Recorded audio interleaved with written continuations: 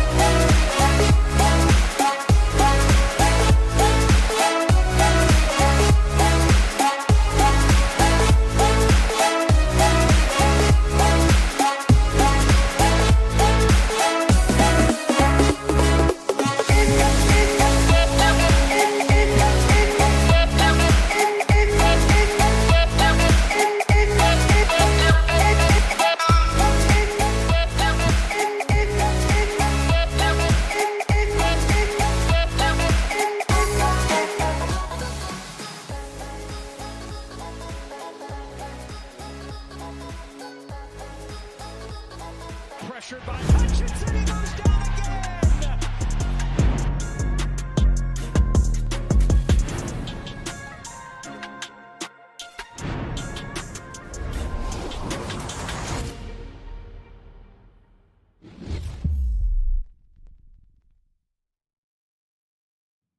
All right, good morning, everybody. Welcome into the Rise to Grind Morning Show. We are way late today. It's my bad. A lot of extra stuff going on today, but we're going to get into it. Top 6 draft picks in the first round right now for the Detroit Lions. I'm going to discuss that. I've got 6 articles that'll be dropping later on today. Half the reason why I was up all night doing this stuff. Kind of forgot about something this morning, so we got it handled. Anyway, let's just get rolling. It's going to be an awkward day, but we're going to get through it, and we'll see what Eric has for us this morning, too. I'll be right back here. Eric, good morning, man. What's happening? Hey, I'm not dealing with 10 inches of snow this morning, so everything's good. That's a win. That's a win.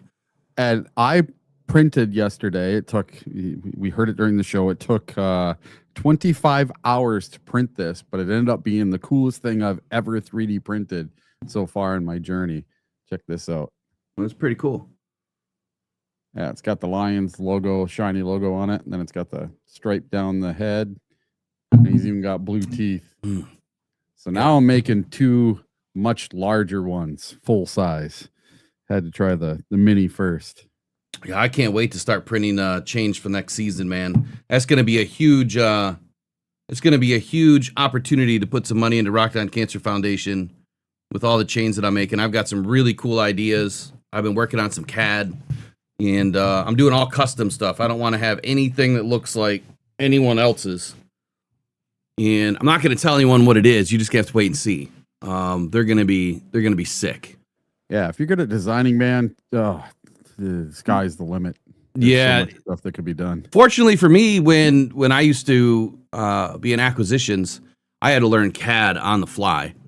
Partially because if you ever had to work with a designer, architectural drawer, like a company may have one, or you have to outsource it all the time. And so I just got sick of waiting. And I was like, you know what? I'm just going to learn this, because if we need something redrawn, I could just maybe get it done and then send them my, sheet, and then they can fix it from there. It'd be a lot quicker. And so it took me a couple of months, but I was able to do the basics anyway. I mean, I can't go in and design, the Empire State Building or anything like that, but I can do houses, and I can, do installs of wiring and all that good stuff. So it was fun to learn, man. And I haven't done it in years, but I started doing it last week, and it was kind of like riding a bike, man, but it takes forever. All right. They don't care about that. They care about the top 6 draft picks that I see happening right now. And I'm going to preface right now, Eric, because it's January, 6th, and we don't have all the data yet. We're not even through the playoffs yet. So there's a lot more data between now and in March. And so right now, the guys that are listed as the potential best overall in their position may or may not fit the Lions. Like, even some of these prospects that I have right now may or may not fit what the Lions actually need or the style of defense. I mean, I'm close, but I at least want to talk about them because everyone else is going to end up talking about them. And I did a little bit of a deep dive. I wrote 6 independent articles on all of these players. I got a couple of tweaks I got to make today, but I'll be dropping them between today and probably tomorrow. I don't think I want to drop all 6 today. Then I want to do videos for each. So we also have an hour's worth of video of players yesterday. We will not get through all that. We'll probably cut that up over the next couple of days. But let's start with one. I want to start with Sam LaPorta. There's an hour's worth on Lions YouTube. I was trying to find the chunks, but his might be the longest at right around, maybe not. I mean, it's about 4 or 5 minutes. But we haven't heard from Sam in months. You know? So I want to hear what he had to say about his back injury, his timetable to come back. And does that mean we need a tight end or not? You know, I guess we'll find out. Anyway, good morning to the chat. Welcome in, everybody. Appreciate you guys being here and being patient like you are most days. Let's get rolling. Yeah, that's not the right one. All right, Sam LaPorta. What it was, how much did you have to learn about the timetable? Did you feel like I can't play football this year? Can you walk us through the aftermath? Sure. Initially, there was talks about maybe going on IR, maybe not. Could have been 2 to 3 weeks. Sometimes it takes up to like 6 to 8 weeks to recover from those things. And then in rare cases, you obviously need surgery. So a couple weeks into it, I obviously wasn't getting any better, and we felt like surgery was going to be the best route. So that's the route that we took. Knowing where this team was coming off that Commanders win, I mean, just your mindset, knowing that you were going to be shut down for the year, what was it? Yeah, it was really unfortunate. I was trying to look at, the best possible outlook, and I was hoping to get back in that like 2 to 3 week range, not even going on IR. And then in the days following in that Commanders game, I was just in a lot of pain. I was gimpy. I was walking around like an 80-year-old man, and it just wasn't getting any better. So, like I said, I felt like surgery was the best route. The team felt that way as well, and, backs aren't anything to mess with, and I want to have a long, healthy career, so it was the best route. Dan said he expects you to be healthy by training camp. I'm assuming you're in the same boat there. Yeah, that's the plan. Like I said, I start another phase of my rehab tomorrow, which is exciting.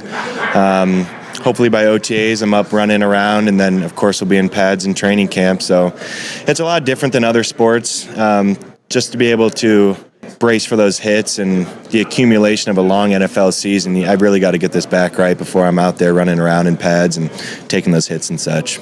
Obviously, the injuries are part of the game, man, but how tough was it watching and seeing ways that you could have probably contributed, man? Or how did you spend that time, man, watching this second half? Yeah, I mean, in my 3 years here, I've got hurt a couple times. Never really in my athletic career have I missed significant time, so I'm fortunate for that. And, God willing, I have a long, healthy career following this injury. But to have only played 9 games this season, it was, I was clearly disappointed. It was hard to sit on the couch and watch my teammates play without me, having invested a lot in this season and this team and this organization. So it was a learning curve for sure.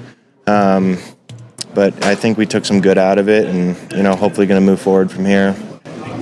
Sorry if you've answered this already, but Coach put a timeline, kind of training camp that you'd be back. Are you feeling through it? Yeah, that's the goal. I think we'll be ready for that. I feel like I'm progressing nicely, and hopefully I'll be running in the coming months, and then getting ready for pads and such for training camp next year. Was it just a singular moment, or was it something that had been kind of slowly building up for you? It was an accumulation of falls and hits in the weeks prior to that game, but then it fully herniated and slipped that game against the Commanders, and numbness and tingling and muscle loss.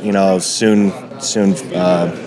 It happened shortly after that. Like, when you can't do a single leg calf raise, it's kind of hard to play football. So that was kind of where we were at. We talked about this with you before, though. Like, you're not a guy that wants the first guy to ever take you down, right? Like, you're an effort guy. Like, what is the balance there of being full effort all the time and taking care of yourself to preserve longevity? It's tough. It is tough. I think you can't really worry about those things, to be honest. You just have to assume that you're going to make it through the game healthy, and you're going to give your best effort every week when you go out.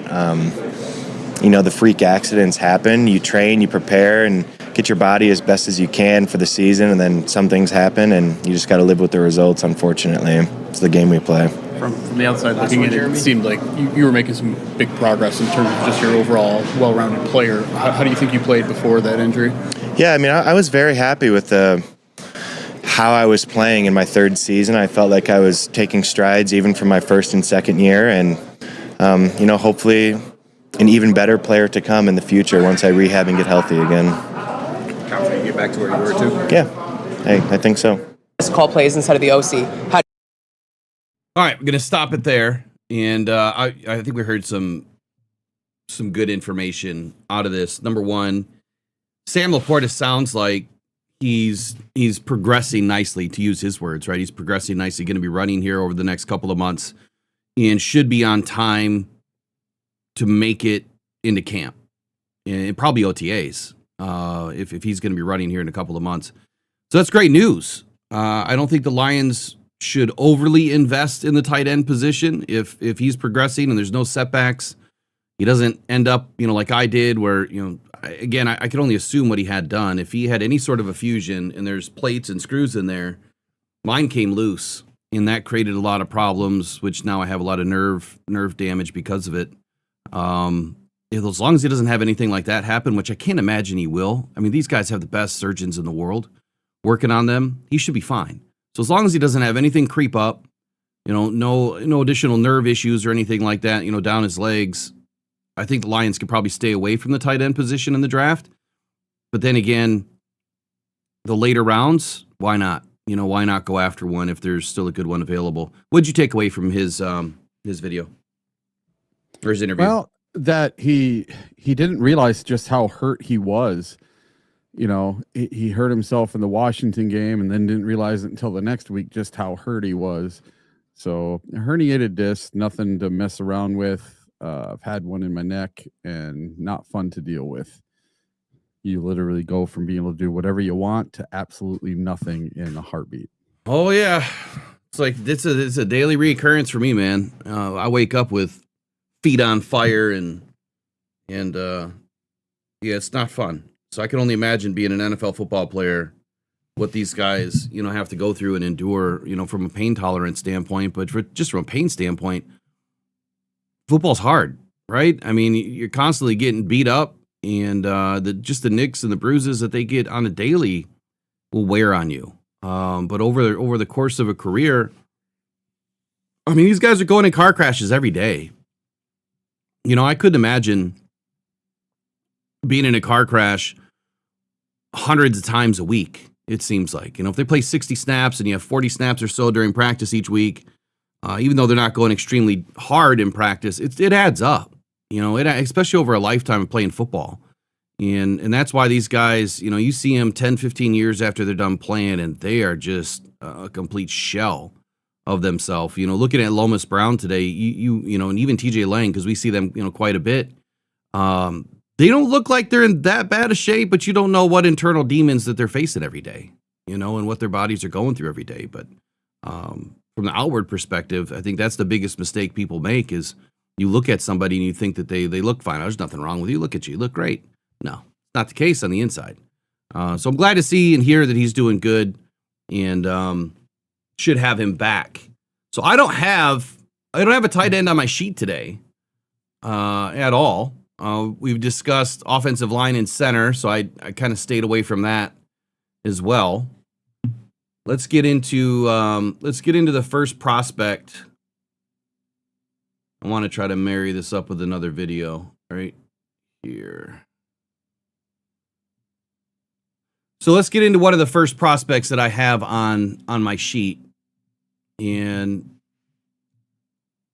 probably should have sent you some information of what prospects I was looking at, but we'll just roll with it.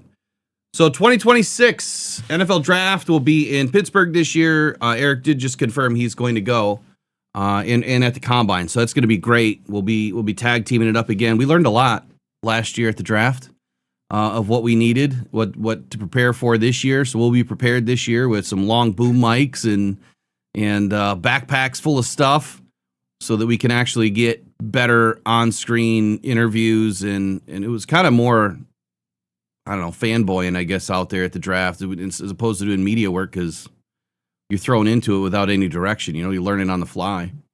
A little humbling experience.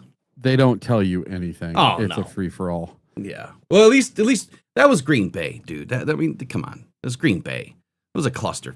You know what out there. Hopefully this year we can get into the field with all of the prospects and be able to each together. Okay, you take those guys, and try to interview all of them a little bit.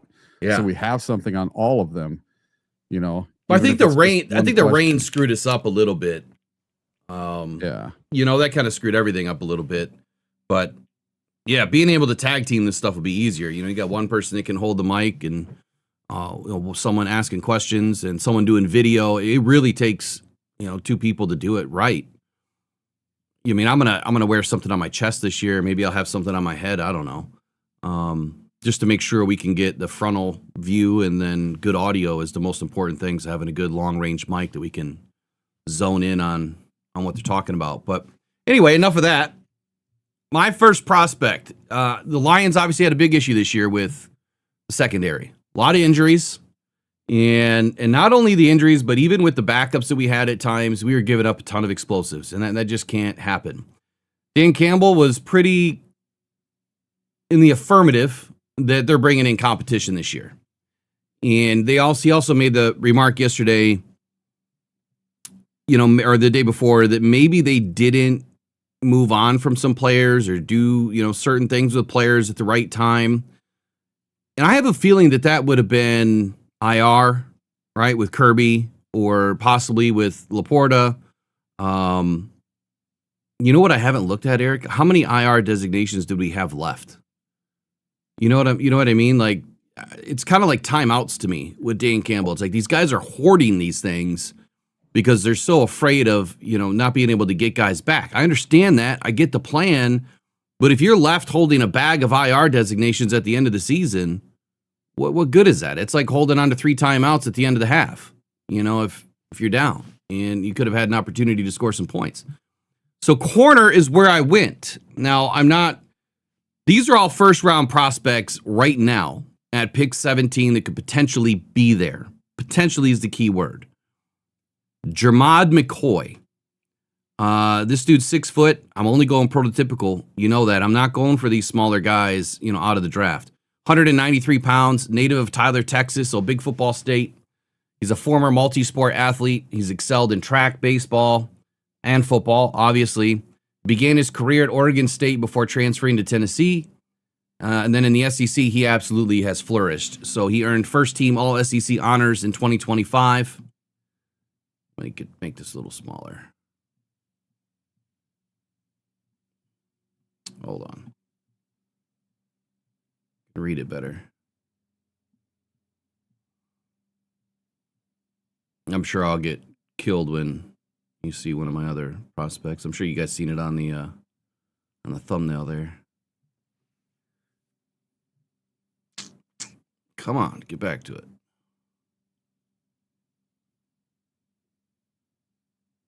All right, here we go.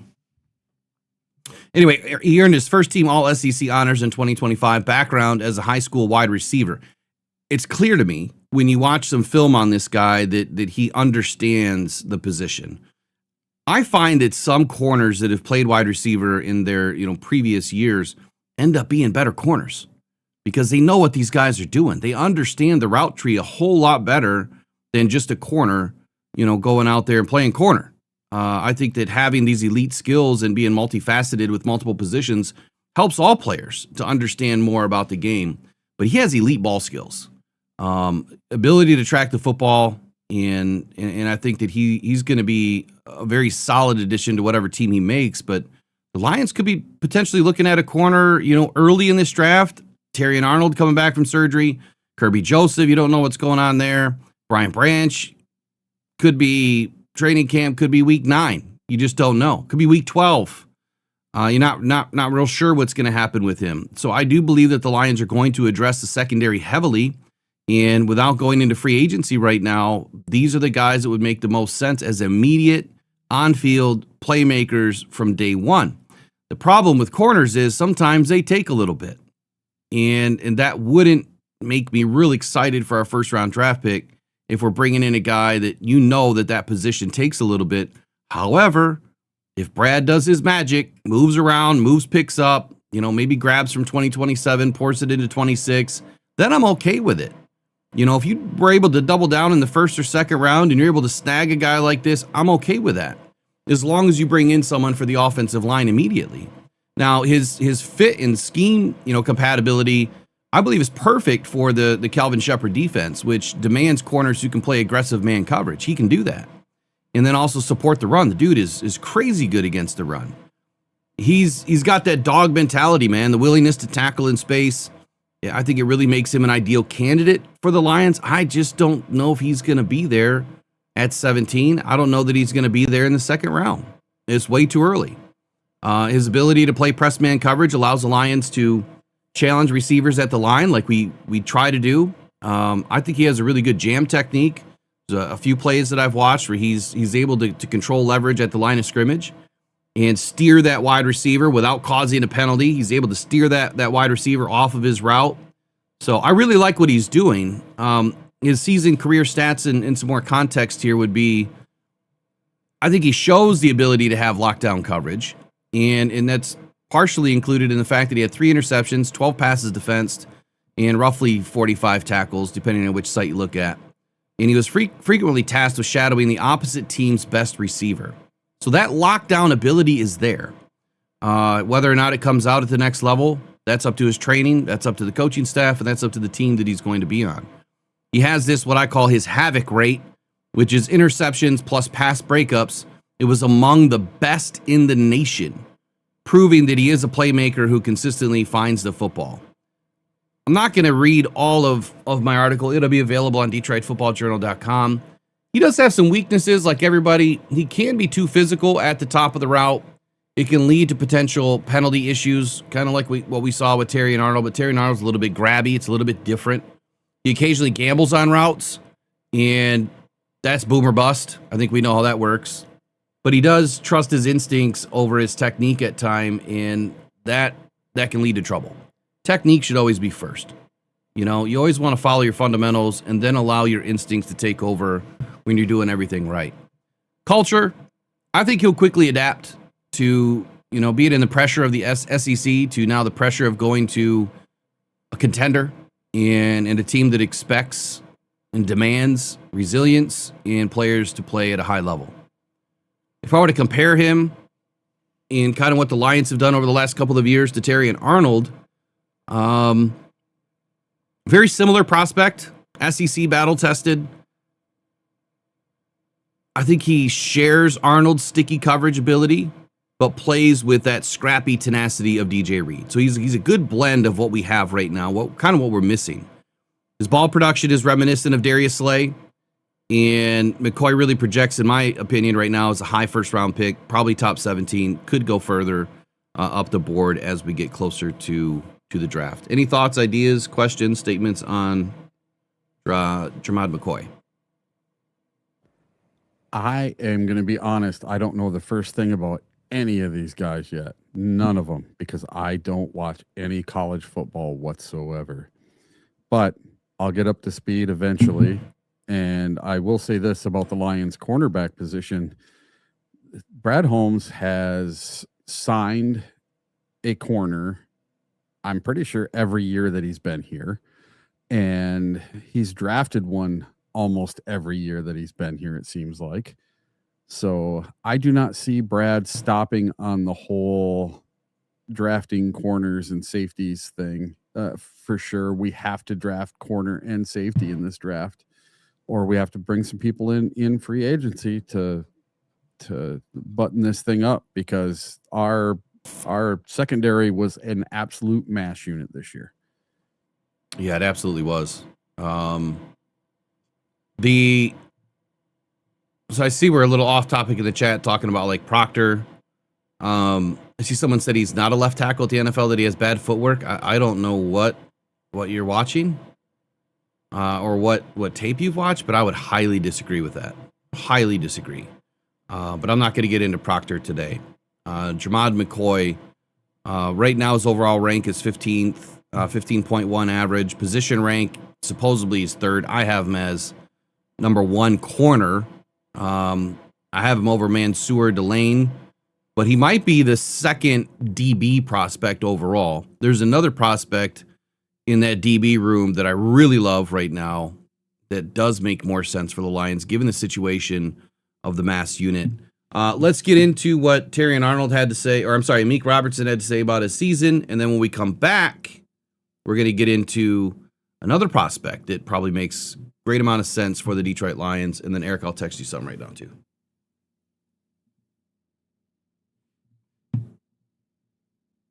Got to get done next year. If the opportunity does present itself, why is this the spot that could suit you for the rest of your playing career? I think I've just adapted and molded. Like I fit great here. I was able to grow here. Had to step outside of my comfort zone. A lot to become a player that I didn't thought that I could be. And like I said, I want to be. Like I said, I had talks with, just know the door is not closed. And I want to be back. I do. I very much do, man. Because like I said, man, I've never been around an organization from top down that you look forward to coming to work every day. Like this, some people call it a job, man, but it don't feel like it. This here, it just feel like a dream, So, as far as free agency and all that, I put that in God's hand, man. But like I said, here the door is not closed. Why did you click so well here? I think it started with, just the way Dan and Brad put the team together and the way Dan coaches, right? He coaches savages, that savage mentality, grit, of course, we all know, versatility, and urgency, man, and he like guys that love football. You can tell, like, you can't hide it. We know the guys that love football, and that's the way this team is built. That's how I was able to adapt so easily, because I love the game of football. Like I said, I've been playing since I was 5 years old. So it's easy to come in here and adapt, So yeah, like I said, we got a hell of a leader here, and then the way, like I said before, the way this team is put together, man, you have no choice but to have that contagious energy and, wanting to come in and work every day. It's part of the excitement why maybe you'd want to come back, is kind of feeling like there's so much more meat on the bone with the young defense and going with Kelvin as well? Yeah, I mean, it's a scheme that I know. I've been in the scheme where I was with AG, of course, kind of tweaked it a little bit. But now, if guys see the same, I come back here, it's basically the same thing. And now I know both corner and nickel. Learn from the mistakes. Know what I can bite on. What I'm saying. So it's like it's something that I've always, it's like it will become like riding a bike. It becomes easier. So like I said, I know like I said, I talked to Brad. He told me how they felt about me, how I fit this scheme, so we'll see. How will you weigh your desire to be here versus what might be offered to you on the open market and how other teams might value you around the league? When I say I put it in God's hand, man, I every time, like I said, I put it in God's hand last 2 years ago in free agency, and God led me here. God told me, I asked God, I told God, just, I put it in your hands, man, I'm going to follow my heart. And my heart was here. And God led me here. So, like I said, I want to be here, man. Like I said, the door is not closed. I put all that in God's hand, man, and just let the cards fall where they fall. But I just hope it's here. If you are back, how close do you think this defense is to being what you want it to be? Very, very close, man.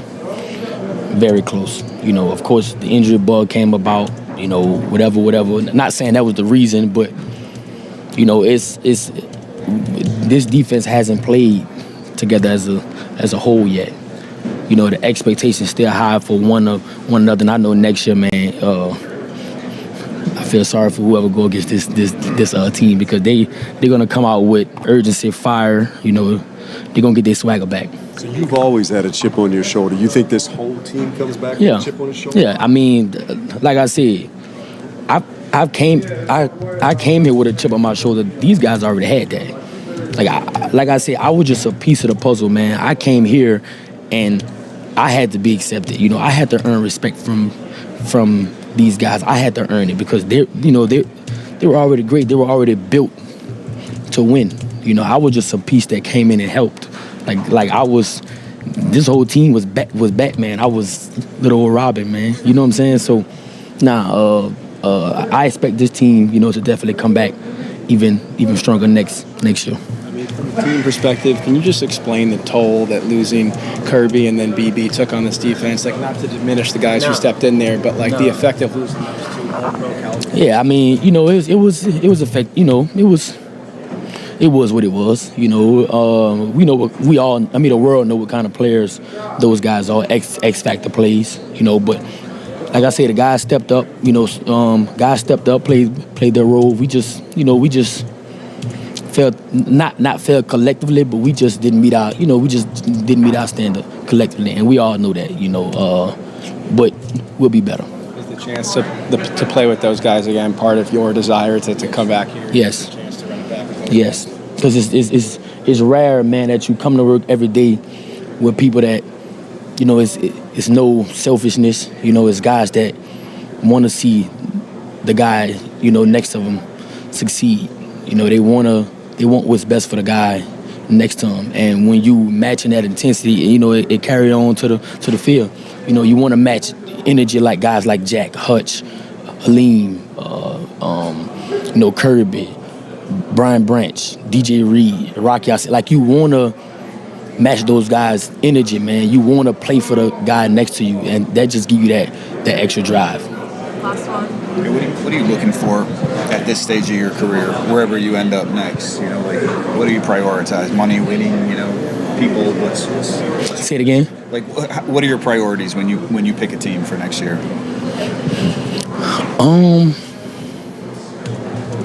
That's a hard one. I just know wherever, like I said, I want to be here, but whatever I end up at, you know, I'm gonna be the best individual, best teammate, you know, that I can be a person that, you know, they could depend on when I come to work each and every day. Don't make excuses, man. Just put my head down and grind, you know, because I know I can be one of the best nickels, you know, in all whatever DBs in this league, you know, if I just put it all together. And I just think this year, it was a couple losses, but I think it wasn't losses. There were lessons, you know. And I've grown, man. You know, like I said, you know, I've grown. You got a taste of winning in Detroit, right? Like, yes. After not having it early. Yeah. So I didn't know how important that was to you for whatever. Oh yeah, winning is definitely important, you know. But first, you got to look at yourself in the mirror and say what can you do better to help this team, you know. So, of course, you want to you want to win. We all want to win, but before you can do that, you have to look at yourself in the mirror and say what can you get better at. Just when you get into your offseason.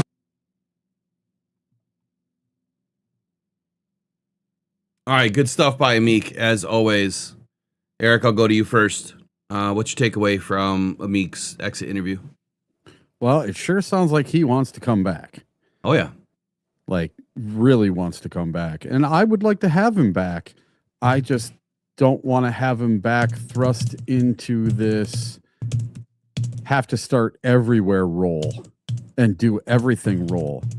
Put him back in the slot where he belongs and leave him there. Stop asking him to do everything on defense, and I'm fine with Amik coming back. No problem. I love Amik. Kind of player I like having here in Detroit. Yeah, you me can't too. Vary what comes from the dirt, you know. So I love that. I love that statement by him. So here's what I'm grabbing from Amik. One, door's not closed. He loves the fact that, you know, Dan Campbell's style of coaching. He's you know, said, look, I haven't been on a team like this. You know, I haven't been around an organization like this that, you know, not only values the winning, right, but does things the right way. And we have a lot of complaints throughout the year. You know, we have people complaining about the training staff, which we'll get into, and the practicing, which we've questioned. You know, are they practicing too hard, too much? And is that lending to more injuries? There's a lot of different things that, you know, pop up throughout the year. However, when you listen to these players, I think they're very real, raw, authentic with how they feel about Dan Campbell and how they feel about this team, this organization, the franchise. I don't think that these players are going to come out and just say, yeah, I want to be back. I mean, you can tell the emotion. You can tell if someone's giving you a line of BS. I don't think Amik's doing that. I think Amik is spot on about lessons versus losses. I love that statement. And yeah, they're hard lessons for fans because we're not in the postseason, right? We're not where we want to be either. And I love his statement about, I feel bad for the team that's going to have to face this, this team coming out of it, because Dan Campbell said himself, the other day that he wants to get back to what they were doing in 2022 and early in training camp, early in 21, 22, and how they went about their business. They got away from something. I just don't know what that something is, and he would not elaborate on what that something is. So my interest is piqued as far as what it is that they're going to get back to. But the door's not closed on Amik. He wants to be back. He loves the energy. He loves the style of defense. He understands the defense. Playing here for a couple of seasons, I would love to see him back for a third. Obviously, the hand injury didn't help him. It's not an excuse for some of the big plays that he let up. But tell me a corner this year that hasn't had a big play, against them. It's going to happen, right? It's not if, it's when. It's going to happen. But I think he makes way more plays than he allows, big plays to go against him. And he's going to have to fight and scrap for a spot just like anybody else. And, part of the reason why DB is such a big part of this draft, probably again, and free agency, are the injuries. Number one, first and foremost. You've got three guys that are supposed to be starting, and they're out. They've been out. And you don't know their timetable of when they're going to be back. So I expect Dan and Brad to do something about that, whether it's draft and free agency or both. And I wouldn't be mad at that. You don't, if we want to go win next year, would it not be a mistake if you didn't address your biggest concerns? Indeed. It would be. I mean, it's a stupid question. It would be a huge mistake. So if you didn't address offensive line, if you didn't address the DB room, those are two major issues that this team has right now. Defensive line, I feel, is a little bit better than secondary, and even the linebacker room is a little bit better than the secondary. However, you have a big name to replace there, and a couple of guys that are free agents as well. So go ahead, you're going to say something. Well, we had a big need after last year, and that was edge position. Everybody thought so anyway, and Brad stuck with the guys we already had in-house, didn't bring anybody in, and look how that worked out. I mean, Al-Qadim Muhammad had, 10, 11 sacks, and Hutch got 14 and a half. So if he knows we have guys that are good, he's not going to go out and draft someone. He didn't take Ahmed Hassani until the 6th round. So don't be surprised if Brad likes what we have in the corner room. Maybe he likes Ennis Rakestraw. Maybe he knows something we don't. Mm-hmm. And so don't be surprised if Brad does do something that we don't see, like not draft a corner. I think what I'm going to do this year, which, by the way, we'll do some squares for Super Bowl for sure. Might do a couple of playoff games. Last year, the playoff games didn't work, but we will do Super Bowl squares this year, and I'll get the sheets ready. So if you do want to do squares, just let me know. You can email mailbag@rockdown.com. Also, I think I want to do something different for next year's draft. So last year, I hit 26 out of 32 in the first round. I had both the Lions' first two draft picks picked live, and I've picked a ton of draft picks for the Lions, and it's a lot of work that goes into it. I think I want to have a competition. I think I want to do an all 32 first round, and there'll be two lanes. Pick the player, pick the position. You have two lanes. and I'll have to figure out a way to make this into a competition. But if you want to submit your scout's advice and have a competition with it, we'll do it. Me versus everybody else. And if you beat me, there'll be prizes. We'll do something like that. So I'll put my money where my mouth is. I don't miss often. But we'll have fun with it. Let's keep it light and fun. And let's make it an annual tradition to have this competition. I think it'd be great. I think it'd be a good time. Next up, I want to stick with DB room for a moment. Now, this next player, I don't think you can doubt that the Lions have a major need here. And it's twofold, right? Is injury going to be the biggest problem here with these players getting back? Is one of them not able to come back, period? Or is his career diminished because of the injury? We're talking about safety. Kirby Joseph. The same thing that can be said about Taylor Decker's injury right now, which I think he alluded to it, to his shoulder when he said that he was getting all these different injections. When he said the gel injections, that made me immediately think of the bone-on-bone situation with Taylor Decker. I think we have the same problem here with Kirby Joseph, that if it's bone-on-bone, which I don't know how it couldn't be at this point, that's something that's not going away. If you can get your hands on Caleb Downs in the first round, would this, every Michigan fan's probably going to be pissed, but this is the NFL. It's no longer college. Would you be upset if the Lions went and secured the next best safety in this draft? What do you think? I wouldn't be mad at all. It just depends on what they do in free agency with this offensive line, because I think the offensive line is a bigger need than the back end of the defense right now. And I would agree. And I would wholeheartedly agree. And this depends on the health of Kirby. Is Kirby never playing another down in the NFL? Is Brian Branch not going to be back till week 12? Well, if you get Caleb Downs, that's a great Band-Aid, but that's also a rookie. I'd much rather have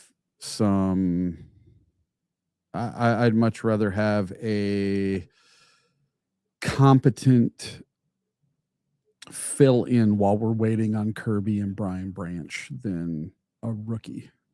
Okay. I'm going to throw this at you.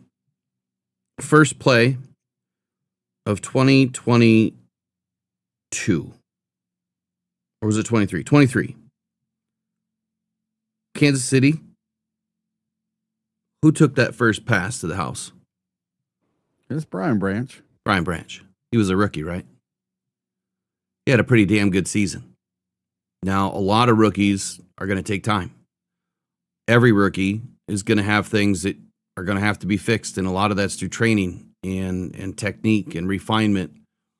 But you can never mistake, their size, their speed, their skill level, the technique that they already have. You can never mistake that and pass over that for a need. If you go BPA and you take the best player available, let's just assume at pick 17 the Lions haven't moved up. Caden Proctor's gone. Slaughter's gone. The next best left tackle's gone. Okay, offensive line's probably off the board now, because you're not going to just settle at that point. If you're looking to still take offensive line with your first pick, then you might as well move back. And you might as well grab another draft pick and strengthen your draft with earlier options in the draft. That would be my next best play. But if there's a player sitting there like Caleb Downs, and remember, this is January 6th, there's a lot to be learned between now and then. Let's just say all things remain gravy for these guys, that they are the best player at their position. They test well, their agility is well, they're not critical in the culture department, that they fit. Then drafting a player like Caleb Downs, who's going to enter the 2026 right now draft as the premier undisputed heavyweight champion at the safety position, then you have to probably take him. Given the situation, let's just assume the worst. Brian Branch isn't coming back till week 9 or 12, and Kirby Joseph is, who knows? And if there's a question mark above his head, if you're Brad Holmes and Dan Campbell, I think the number one mistake would be this: not addressing the major need, which is also going to have to fit somehow into BPA. What have we heard all season, Eric? What have we heard about what have we heard about Brad Holmes? You failed to do this in the draft. You failed to do this in free agency. You knew we had a need at center. You didn't do it. You knew that we had a need at here. You didn't do it. So if your biggest need is you don't have a safety, you have no starting safeties, and you don't grab one, and then you go into the season and you expect Brian Branch to get back, and then it's the same thing that just happened with Mosley or Kirby. We're not going to IR him. He should be ready in a couple weeks. A couple weeks passed. No, he's still a couple weeks back, had a setback. Okay. A couple more weeks passed. Nah, still not ready. Couple more. It's week 9. Now he goes on IR. Then you're going to say, Brad, you failed. You failed in the draft because you had the top 17 pick and you passed on Caleb Downs. That's what all these Lions fans are going to say. Instead of recognizing now that there is a situation, big situation brewing, we just watched it happen. We watched our season collapse because we had 0 secondary. And I get it. I think the trenches are always the most important. But what if Taylor Decker comes back? Now maybe left tackle, you could limp through this next year. What if Manu takes a big step forward and you have a good backup? What if Frazier, who's undersized at the position, could be a Band-Aid backup? And maybe you bring someone in free agency that could also be a backup. Okay, maybe now left tackle's not as big of a need. So I think you do have to look at secondary then. The best way to shore up the run game, what is the number one guy we were missing in the run game, do you think, over the last 8 weeks of the season? What player was sorely missed, do you think? Frank Ragnow. Okay, I'm talking defense, in the run game. Oh, in defense, in the run game. Brian Branch. There you go. For sure. There you go. So what is Caleb Downs going to do for us? I don't know because I don't know him all that well. But okay, let's just say that he's a premier run defender, and he's obviously the best safety. Let me give you the Cliff Notes version on him. So 6 foot, 205 pound frame. Scouts describe him as built for the modern game. In the modern game is a safety that's not just covering downfield, but coming up into the box to slam it shut in the run game. He's a product of Mill Creek High School in Houston, Georgia. Downs was a top-ranked safety recruit in the nation before making an immediate impact, where he became the first freshman in program history to lead the team in tackles. Then he transferred to Ohio State. So that was at Alabama. Then he transfers to Ohio State. He continued his dominance, leveraged his athletic profile, which includes a 4.4 second 40 and a 4.08 second short shuttle. His pedigree, though, is NFL all the way. His father, Gary, was an NFL running back. His brother, Josh, stars for the Indianapolis Colts. And his uncle is a former Pro Bowl cornerback in Dre Bly. Now, connection to Detroit's there. Now, the Detroit Lions fit in scheme, compatibility in Detroit. Obviously, Caleb Downs would serve as the ultimate stabilizer for Calvin Shepard's aggressive unit. Shepard's scheme relies heavily on versatile safeties who can disguise intentions pre-snap, and Downs fits this mold perfectly as an interchangeable defender capable of playing deep single high, splitting the field in quarters, or dropping into the box as a robber. His high football IQ allows him to handle the complex communication checks required in this defense, which is critical. It also would ensure that the secondary is aligned, correctly on every play. You need players that can play at a high level mentally, right, above the neck or above the shoulder. The Lions do prioritize what? Smart, tough, gritty, resilient football players. His reputation as a film junkie who prepares like a coach makes him this seamless culture fit for this locker room. You want someone that wants to be stuck in that room. That reminds me of Jack Campbell. Someone that does not want to stop watching tape. He wants to know everything about his opponent, every weakness he can find to use it on game day. So there's more, like when you dig into these guys and you find things about these guys, there's things that really stick out. That's one. His production in 2025 at Ohio State, nothing short of historic. Obviously, it's culminated in him. I think he won the Jim Thorpe Award, if I'm not mistaken, and the Lot Impact Trophy. But he recorded 78 tackles, 3 interceptions, 8 PBUs, 4.5 tackles for loss, while also contributing on special teams with a 79-yard punt return touchdown against Indiana. Here's what I love about that aspect. I love Khalif Raymond. I think it's a wasted position. Yeah, he had some catches in this last game, and he's had a few catches throughout the year, but it's not enough for me. If you're going to hold a roster spot, it can't just be primary special teams. I don't think Khalif's coming back. I don't see the need to. But if you bring in a guy like this as a rookie who can contribute as a punt returner and play defense, maybe he comes in and maybe Kirby and Branch are healthy. Great. You're not getting on the field. So you're going to play special teams and you're going to play punt return. Great. Love it. Need it. Well, when they go to, big 3 safety look, or instead of, bringing in multiple DBs or multiple cornerbacks and a dime, you bring in 3 safeties instead. Do it. You got the guys. He's got the speed. He can play corner. He can also play safety. So you bring him in. He can be versatile all over the field. If Amik doesn't come back, you can put him in at nickel. So I think that the move makes a lot of sense when you look at what he can contribute to this team overall.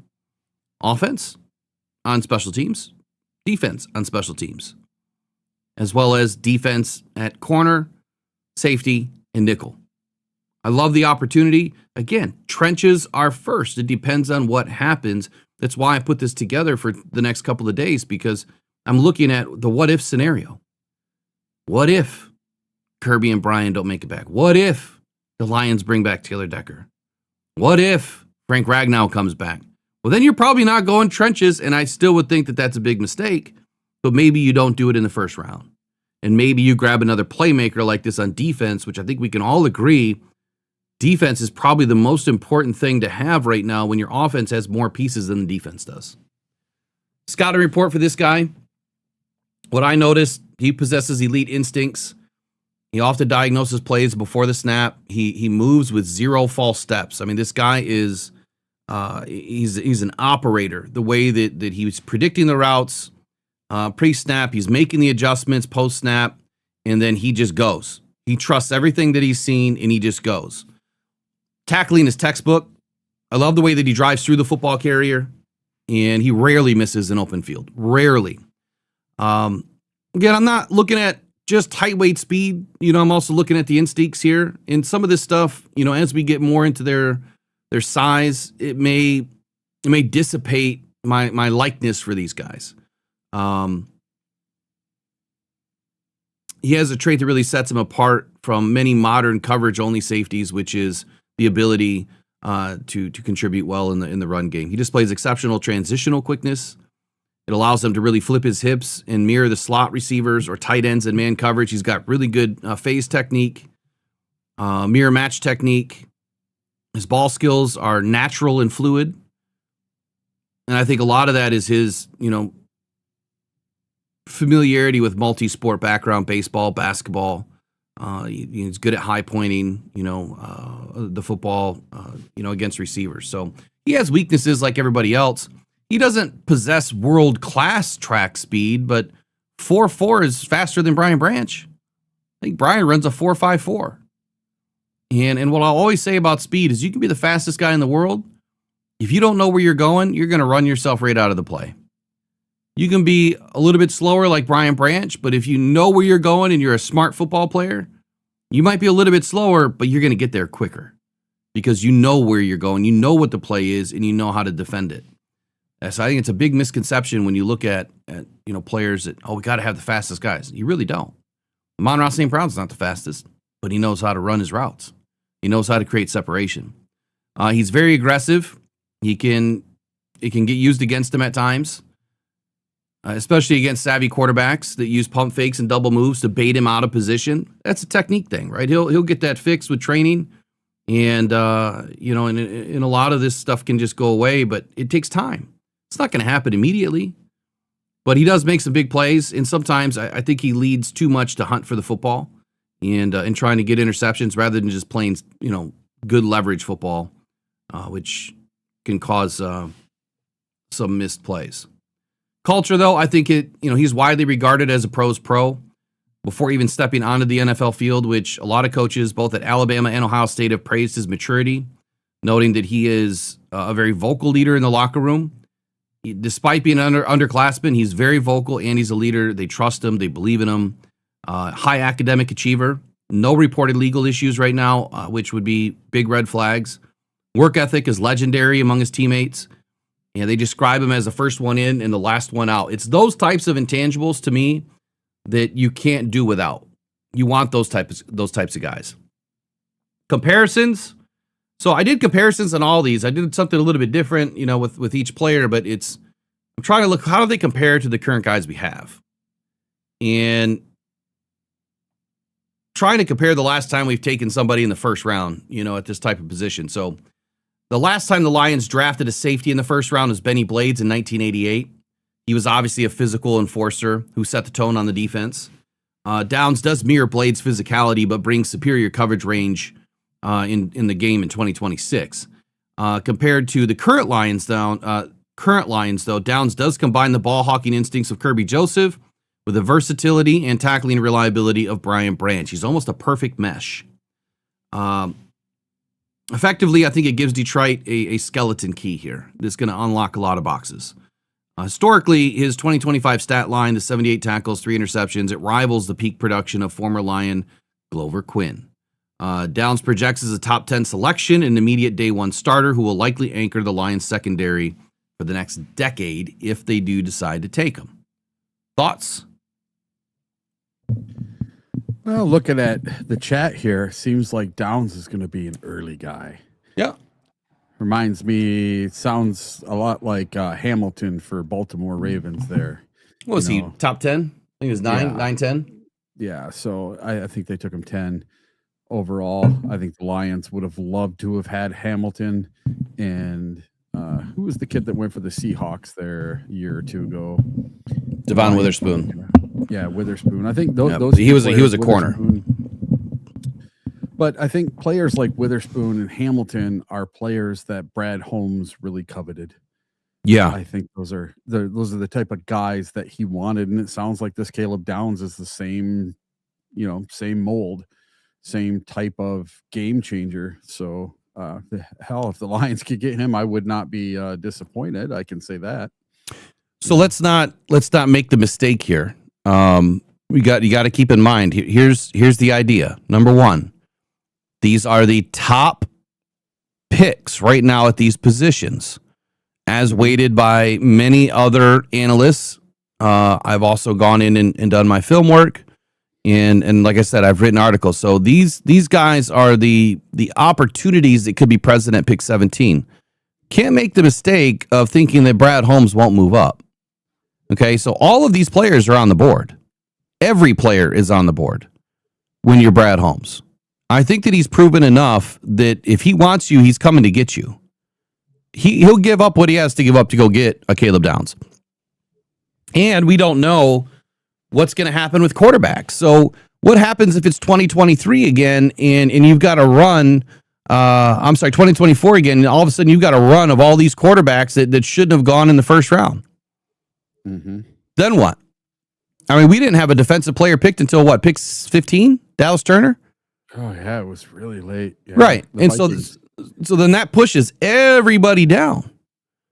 What happens if you don't have a lot of quarterbacks that go and then you have a lot of offensive linemen go for whatever reason? Well, then that's going to push your DBs down. So every player is on the board. And the one mistake that I see every year is everyone believes in Mel Kiper, Daniel Jeremiah. As much as I love Daniel Jeremiah, he's a great dude. Go look at their boards, their final draft, their final mock draft, and then go look at what happened. Not even close. Not even close. Then go look at my board and look what happened. Very close. Why? Because I picked it live. I picked it live. Eric was right next to me last year. And I'm not saying I'm better than these guys. Not even close, right? I'm not. Look, they got more knowledge in their pinky than I do in my entire body. But there's one thing that I do see, and I'm able to, see things differently than most people because I'm not getting paid to do it, right? I don't have to put, a spin on something to follow some national narrative. I don't have a relationship with a college or a football team, an NFL team that's saying, hey, I really don't want you to pump that guy up because we would like to take him.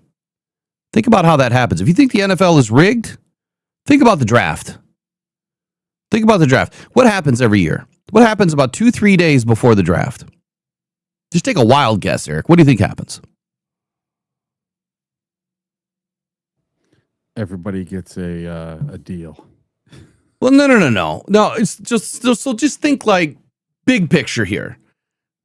And maybe I'm just being too broad with it. But before the draft, usually what happens every year, 2-3 days, is hit pieces start to come out. Someone will find something. This girl will say something. Oh, this guy did something to me in high school. Right? These hit pieces start to come to the surface. Why do those hit pieces come out? Because there's a team that wants these players to slide. Why? Because they want them. Happens every year. Why do some people continue to drive the same narrative about players that don't even come close to where they're expected to be drafted? Because maybe it'll eventually infect the GM's thought process. It's just like, so yesterday, I something popped up in my feed, and it's not someone that I ever list. I'm not even going to mention his name. But they were talking about bots.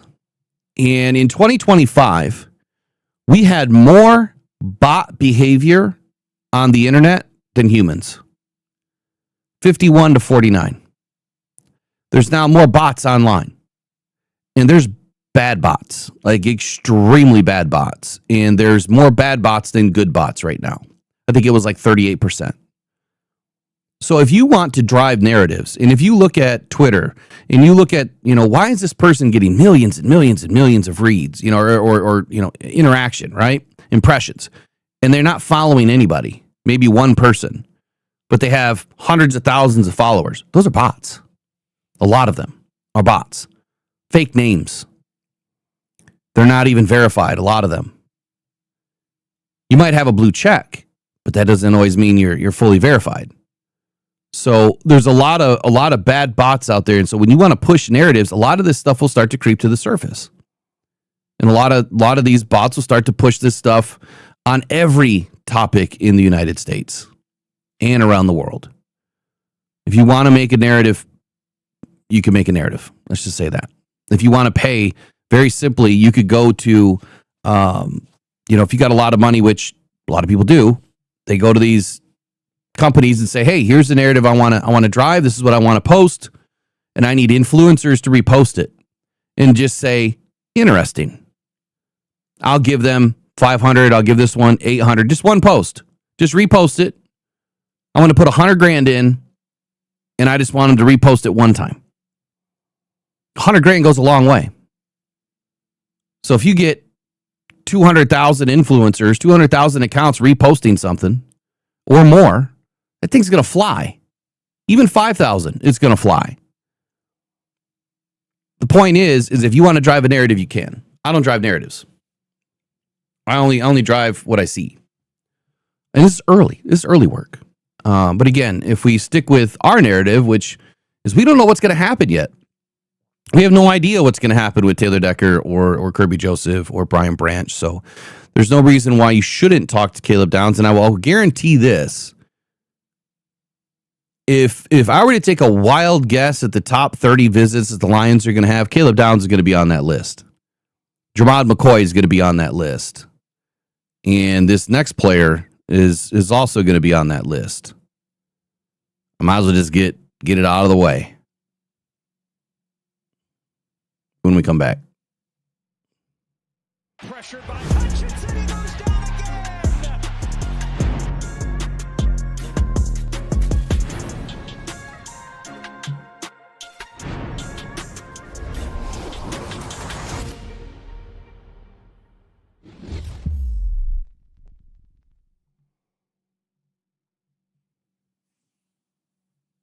Eric, are the Lions going to draft a quarterback next year? That's an interesting question. We have not drafted a quarterback since Hendon Hooker. He lasted 2.5 seasons, whatever, and gone. Probably a good time to get on that train because this is the first year of the big year of Jared Goff's contract. And Kyle Allen, while he was not asked to do anything other than a kneel down basically this year, he came in for 2 plays, I believe, when Jared Goff went to the tent and really didn't have to do anything. But yeah, it's time. We need to have that guy that by his 3rd year, it's towards the end of Jared Goff's next contract. So whether we keep Goff or we have the new guy in place for Goff when Goff leaves, we do need to draft his replacement eventually. And not just a replacement, someone to bring up through our culture and through our offense. So it's built not only for Jared Goff, but also for him. Now, I haven't taken a look into a lot of the later round prospects, so I'm going to throw one out there. But first, I want to respond to Mastrovi in the chat. It says that Downs transferred to Ohio. That'll put him off Dan and Brand's radar per Dan's interview. So if you read the article that I wrote the other day, I spoke to that. And I spoke to that about Caden Proctor because Caden Proctor also transferred. He transferred back to Iowa and then transferred right back.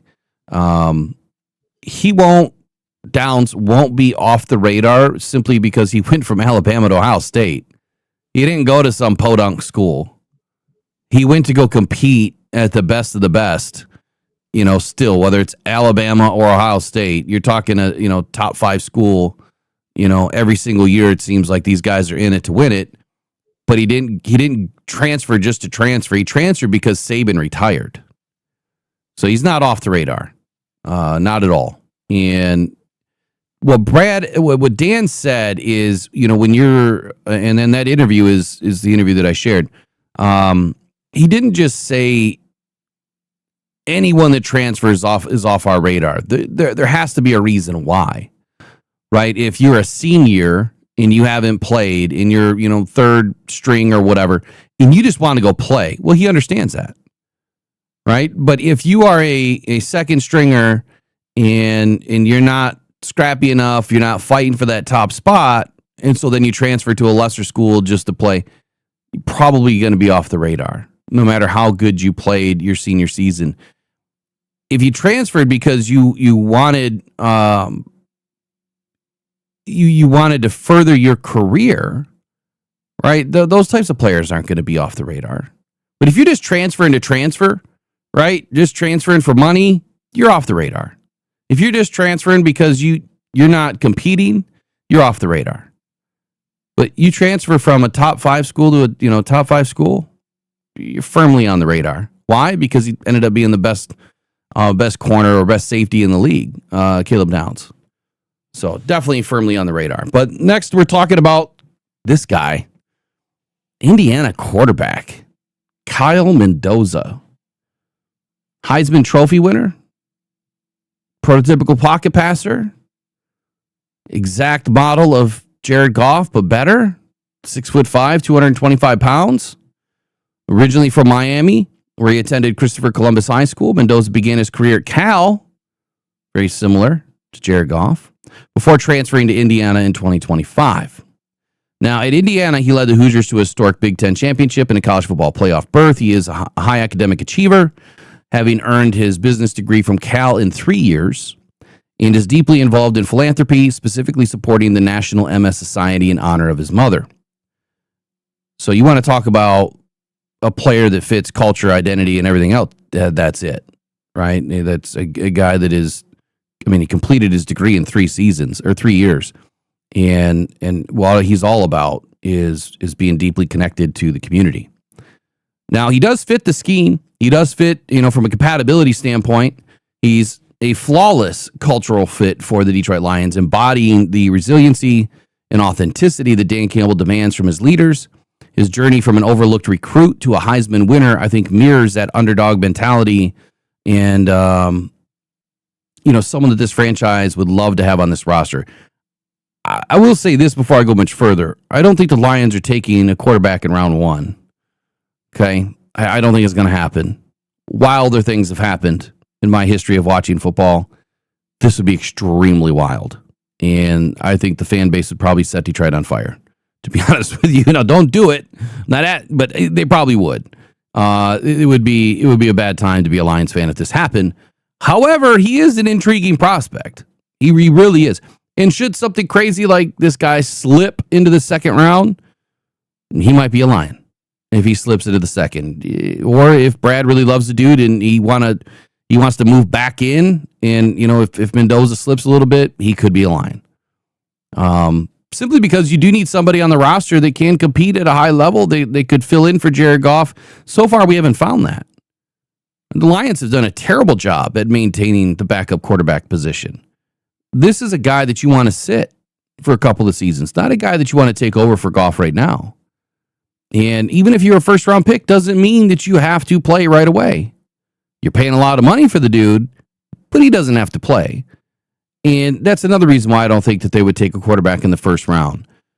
Spending that much money on quarterbacks would just be the dumbest thing ever, honestly. You would completely trash your salary cap. That percentage would be through the roof. Atlanta Falcons. Here you go.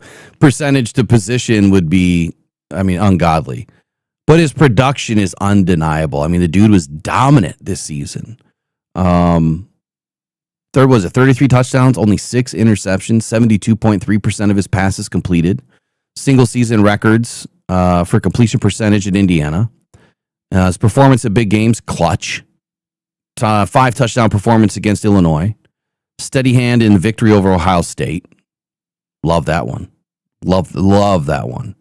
It's always a good day when Ohio State's off the board.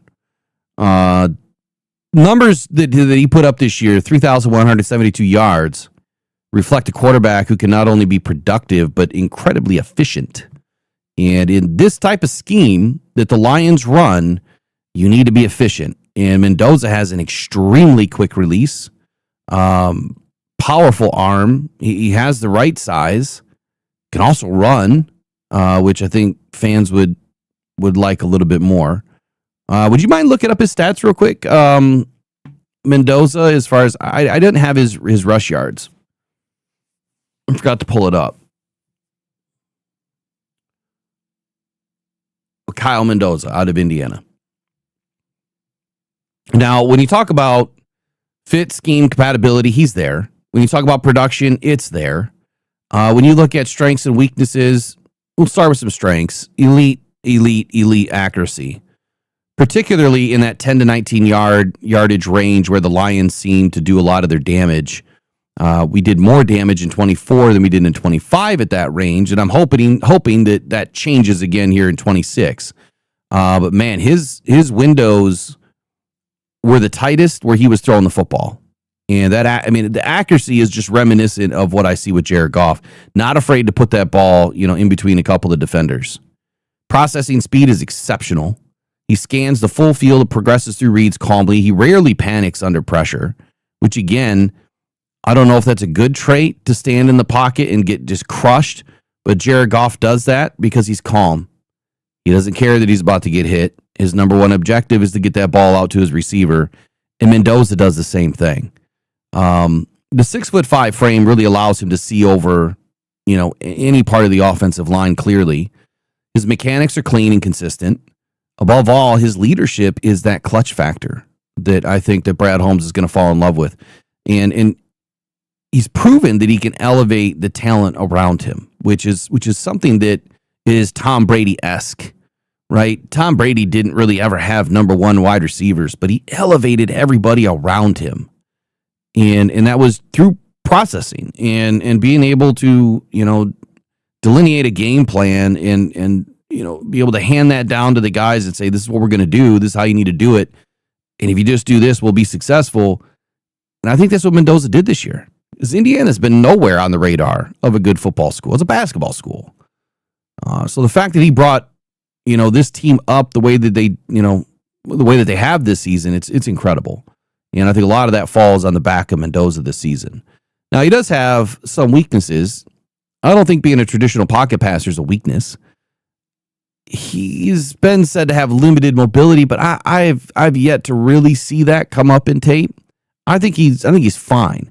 He's not a threat to gain a significant amount of yardage. He's not going to run like a Lamar Jackson or Jalen Hurts or Bryce Young or somebody like that. But he will get you first downs, and he's not afraid to run. But he wants to pass first. Let's see. Arm strength is great. Not elite, but is great.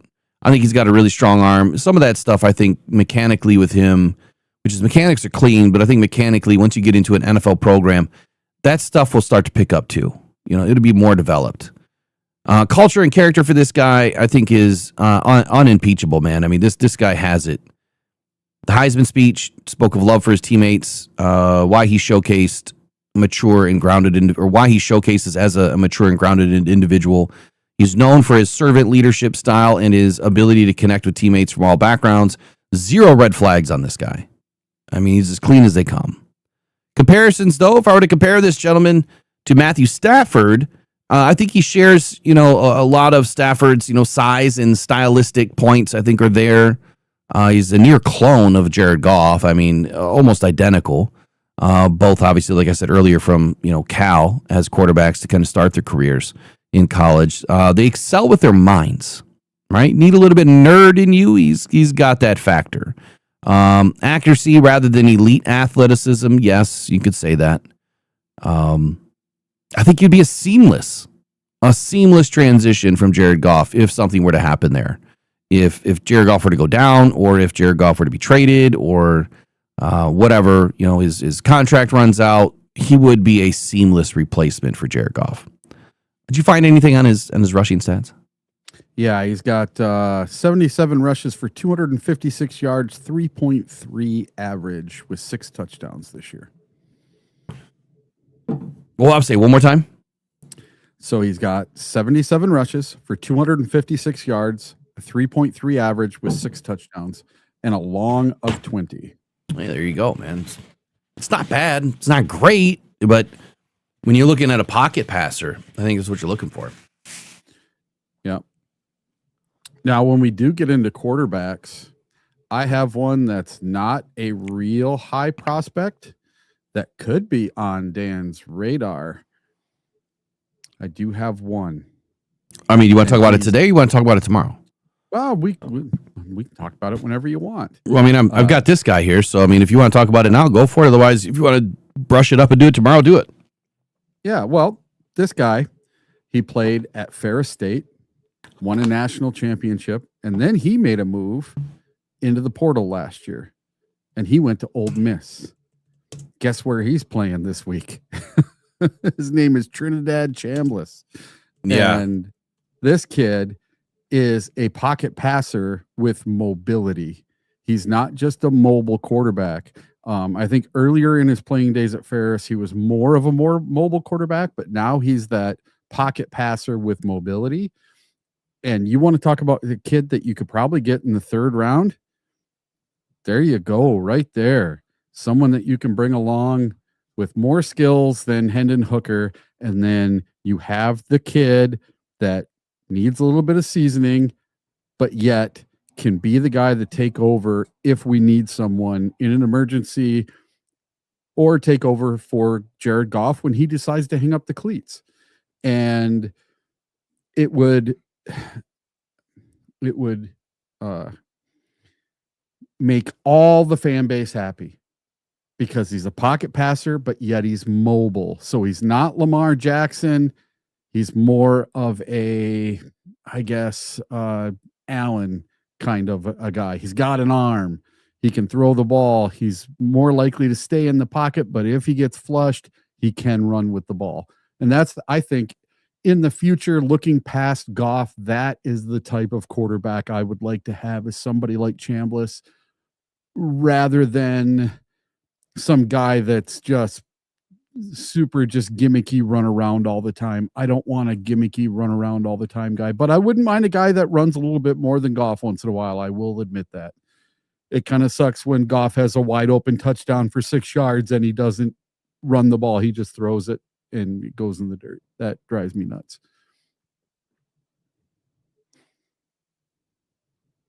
But I love Goff. I'd rather have a pocket passer than a mobile guy any day of the week.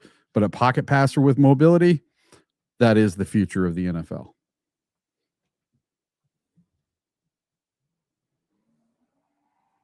Plus, having a kid that, grew up in Grand Rapids, Michigan, and it says he went to Forest Hill Northern High School.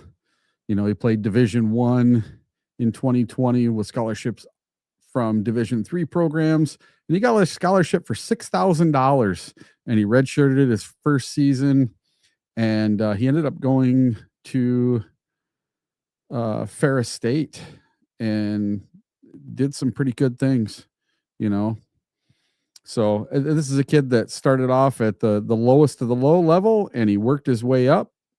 And man, now he's with Ole Miss, and if I'm not mistaken, I think them guys are still playing for something. So watch this kid if you get a chance. I don't know when they play next, but I'm definitely going to be watching for him. Now that we're on to watching for players for the draft. So this is somebody I could see the Lions actually going after, is this Trinidad Chambliss. Remember that name. What do you guys think? He won 2 national championships at Ferris. Got a lot of good friends that played at Ferris. Love this kid, says Art Vandelay.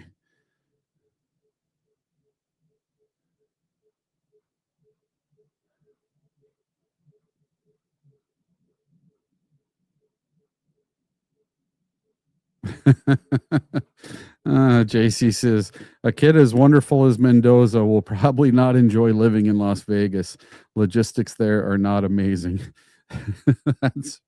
That might be right where he ends up. Okay, sorry about that. That's all right. I missed everything you said, so I'm just going to move on to my next one. Yeah, I'm just saying that Chambliss was a kid from Michigan. He played for Ferris State. He won national championships there 2 times.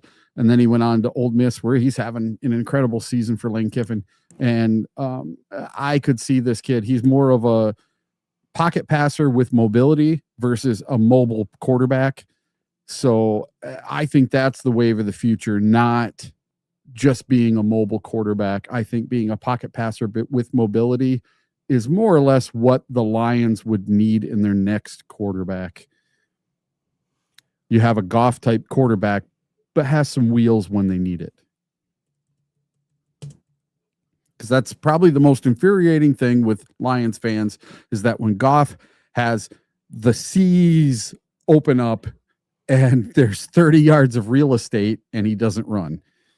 Yeah, I mean, sometimes that's baited, right? Yeah. And when it's baited, you might take off and run, and it's going to close in a hurry. The only thing that I did brief work on Chambliss. Very, very. I didn't expect to talk about it. The dude's like 6 foot though. He's no, it's not all right.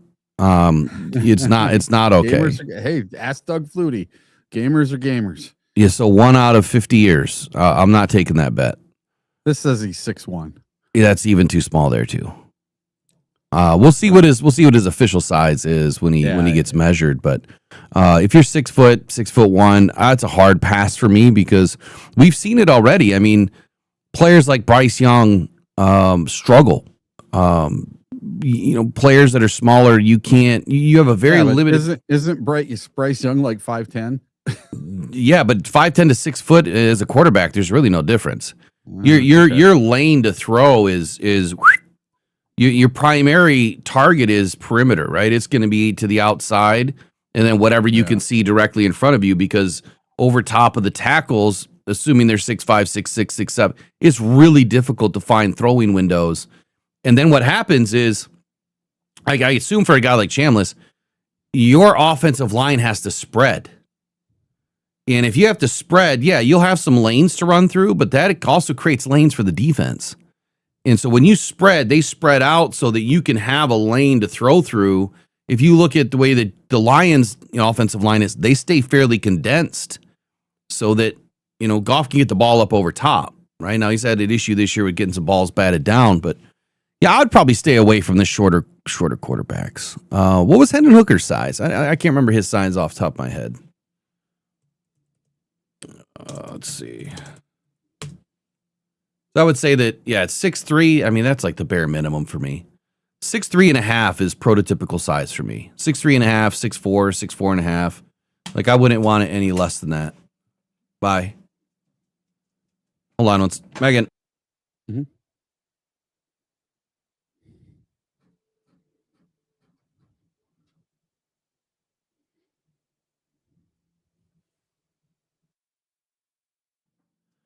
Okay.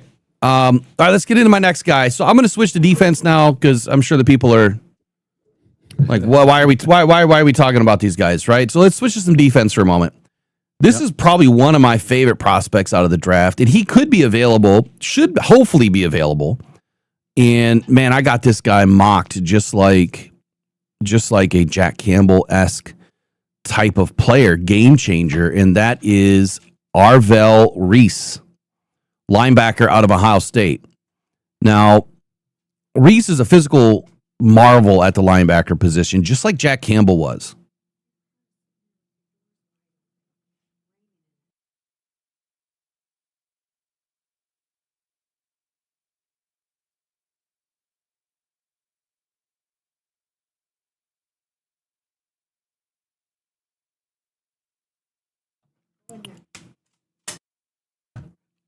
All right, so anyway, Reese is a marvel just like Jack Campbell's. 243 pounds, 6'4", 34-inch arms. And it's that arm length that I love the most. But prototypical size for me for a linebacker / edge defender. I think he'll be able to play both.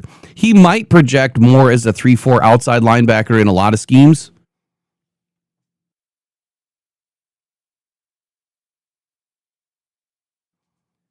But he could also fit into this Calvin Shepard scheme as well, depending on how you want to use him. Do you want to use him as a stand-up outside, edge guy? Do you want to, use him as an outside linebacker? And the answer is yes. I would say both. He's got verified athletic testing that includes a 4.55 40-yard dash. It showcases his sideline-to-sideline speed, which he has displayed in plenty of games, which, I've seen a few of his highlight plays, but more importantly, some of his game tape that shows that he is able to get, horizontal on the field pretty quickly and shut it down. Teams in the NFL today, they covet that sideline-to-sideline speed because you're asking your linebackers to do so much more today than you ever were before, especially when you have to cover these big tight ends. You need to have a little bit of speed, right? Some range, some long arms, and Reese has all that. His background in track and field is evident. Explosive closing bursts, short area quickness. He can hang with the running backs, especially the tight ends, but he has successfully transitioned from a special teams ace to a defensive cornerstone for the Buckeyes. Now, the fit, the scheme, compatibility in Calvin Shepard's defense, he represents to me that ideal Sam position, Sam linebacker who can stay on the field for all three downs, which is essential. Now, I have him closely mocked. Obviously, we're looking at losing Alex Anzalone. Hold on here.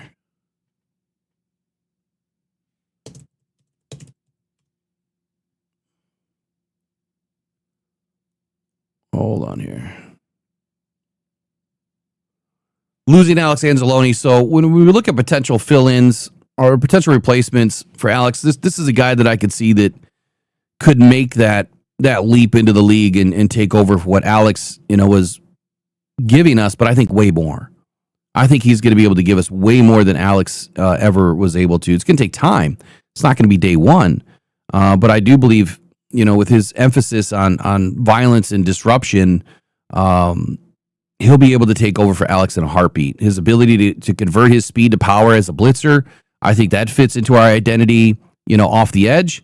And even in our simulated, packages that the Lions are running at times, will help us, be able to get more pressure on the quarterback, get after the quarterback a little bit more without utilizing just our defensive ends.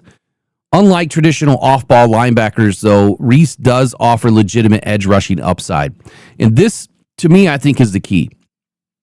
If you can allow Kelvin Shepherd to shift, from shift him down to the defensive line in passing situations to create those mismatches right away against those tight ends, and then maybe he frees up, off the tight end and he goes in, in trying to get after the quarterback, and then maybe whoever's next to him drops back in coverage, right? That would be one of those disguised packages that the offense has no clue what you're doing, because he can do both, right? He can drop back, he can cover the running backs, he can cover the tight ends, or he can get after the passer. And I love his speed way more than an Aiden Hutchinson or, an AQM. I don't want to leave Aiden Hutchinson or AQM, back in coverage, but I think that's where you bring that safety back up into that robber role, right, where they can then fill in and take that tight end. You just got to shift your defense on the backside to cover whatever Reese is doing. So there's that opportunity. It creates a lot of mismatches, for the offense. The length provides a counter to tall passing attacks in the NFC North. I think that it gives Detroit a defender who can obstruct passing lanes in the zone drops, which we're running a little bit more zone lately. We need guys that can cover. We need guys that can mix into that zone protection better than what we've had. I don't think that we have the right players for zone. We really don't. We play a lot of man for a reason. It's not easy to go to zone, but you have to use it, and you have to be effective at it, and you have to find the right zone techniques out of all these players to be able to, put your best defense on the field. Reese had a 2025 breakout season, 69 tackles, 6.5 sacks, 10 tackles for loss, 2 passes defensed. His 6.5 sacks came from the off-ball linebacker position. It highlights the effectiveness when he's deployed as a blitzer or as a situational edge rusher.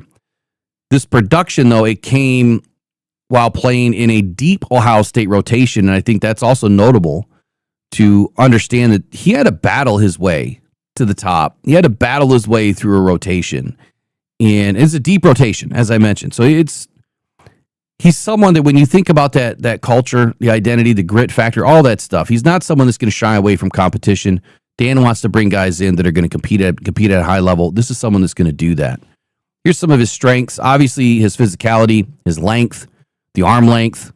He uses those long arms to stack and shed offensive linemen kind of with ease. But that was at the college level. This is a different level. So I think that, when he starts going up against these bigger tackles, we're going to have to see how that works. But having 34-inch arms and way above average hand size, you're going to see a significant difference to what he's able to do off the edge versus some of the other guys that maybe have a little bit of a shorter arm situation.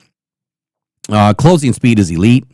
I think it allows him to erase the angles that the running backs are trying to take. Think of Jahmyr Gibbs. When he takes those stiff angles and he gets to the outside, it's almost impossible to cut him off. And so that's what you're using a guy like this for. As a blitzer, I think that he's, that force multiplier in this situation. He's capable of closing the pocket instantly with the bull rush or the swift dip and rip move, which he uses quite a bit. Additionally, he's a heavy hitter, man. He forces hesitation in runners because they don't want to take the wrath of what this guy's about to bring. He consistently arrives with bad intentions to the football and stops forward momentum immediately. He's an eraser in the run game. Weaknesses, everybody has them. Despite all of his athleticism and elite athleticism and size, he can be a little bit stiff in space. Now, some of this stuff might be scheme that they're running. Maybe he's thinking twice too much. I'm not expecting a lot of that to change in year one, but I think you give him some fluidity and some cohesion into the system, and he can learn to trust what he's doing. Maybe some of that stiffness will go away, but if it's lower body stiffness, which I can't evaluate that just yet, that won't go away. And so I have to know what his hips are doing, especially when dropping into coverage. It's not an issue playing off-ball linebacker or playing, off the edge there and being a little bit stiff. He just needs to be able to bend, and he can bend pretty well. It's just stiffness when he's getting, dropping back into coverage that I'm worried about. Processing speed is elite, but it's not elite against the run game. That is a worry for me. He can occasionally be fooled with misdirection or counter plays. That is something that our defense has been hit with consistently. I don't care who's out there. We always seem to bite in on the misdirections and the counters. Whatever Calvin Shepard does this offseason, he needs to hammer that big time. We need to run counters nonstop in practice. And they need to do it so that these guys can redevelop some processing speed and understand what they're looking at. Maybe you have to bring in a quarterback that's really good at hiding the football. Maybe Jared Goff doesn't hide the football enough, or good enough. But you have to be able to hide the football and do these misdirection plays to train these guys how to get better at this. Culture, though, this guy is 1,000% grit. He's a player. I hate the word grit now, though. He's a player who had to earn his way up, like I said, up the depth chart. He didn't shy away. The narrative that resonates with Lions culture is exactly that. He's going to compete. He's going to compete at a high level. He was ejected for targeting, though, in 2024. Who cares? It was later overturned. He plays with a controlled aggression that coaches absolutely love. He can kind of turn that on with a switch. There are no significant character concerns, no red flags with him right now. He is described as a quiet, focused worker who lets his play speak for him. So he's not going to be that boisterous, loud, vocal, team-type leader. We have Jack for that, right? We have Aiden for that. He just needs to go in and do his damn job, and that's what I expect him to do. If I were to compare him to what we have on the roster now, if you compare him to Jack Campbell, who is the traditional Mike linebacker, right, known for his instincts and stability, Reese is that higher ceiling Sam linebacker with superior pass rush ability. Comparing him to the current roster, though, Reese is longer. He's more explosive than Alex Anzalone. He offers a different dimension to the linebacking core, which we desperately need. His 2025 sack total at 6.5 significantly outpaces the collegiate production of the past Lions linebacker prospects. It aligns him closer to a hybrid defender like, guess who? Micah Parsons in terms of usage. Reese projects as a mid to late first round pick who will start immediately on the strong side and contribute heavily on third downs. I don't care if he takes Derek Barnes' position. I want this guy on the field. I think that this is a perfect addition to our situation on the defense. It helps with a few things. But number one, you got a guy that can replace Alex Anzalone. Number two, you got a guy that needs a little bit more focus on the run game, but his coverage is much better, and that's been lacking big time.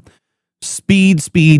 This guy has the speed to get, horizontal up and down, the sideline, or vertically up and down the sideline, as well as sideline to sideline.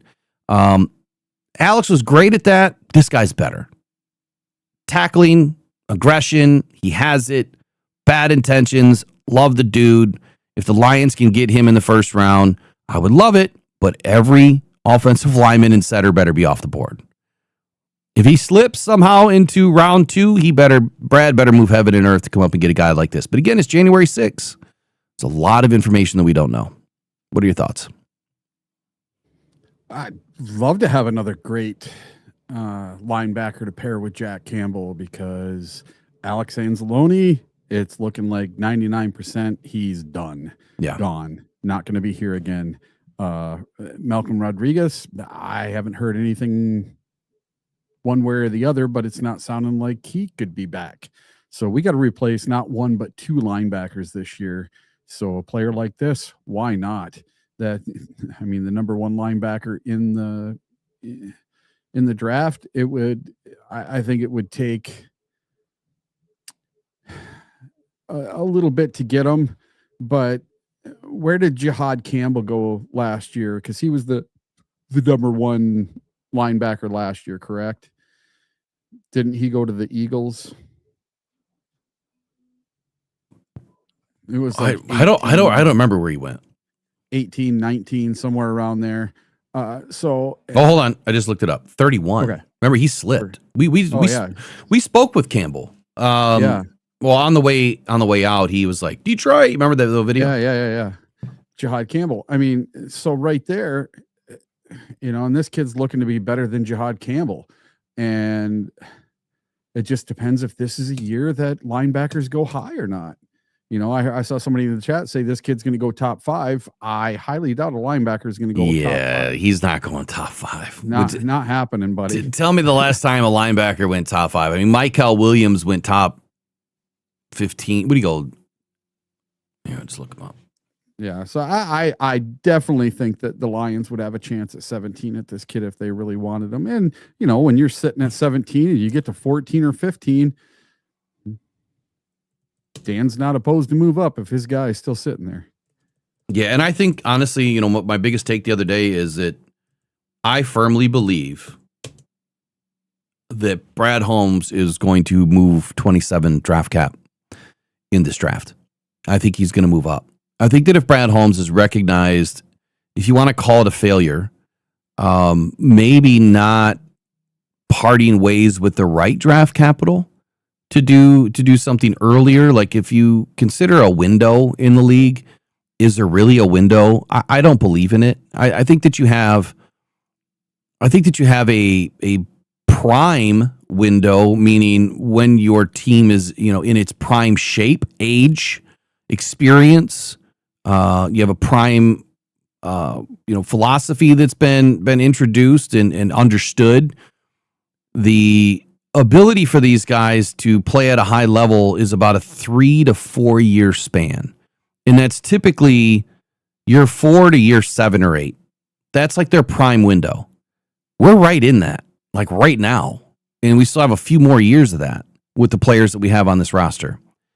But adding somebody like this, like I think Michael Williams was more edge, but I think he played linebacker. I can't remember everything that I wrote up on him last year. But he went pick 11. Michael Williams, and he's on IR right now. He's been on IR. And the guy that you just mentioned, John Campbell, he went pick 31.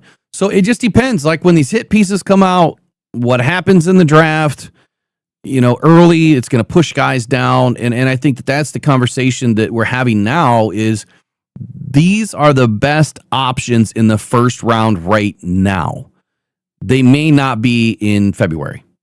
They definitely won't be in March. And they might be totally different guys in April.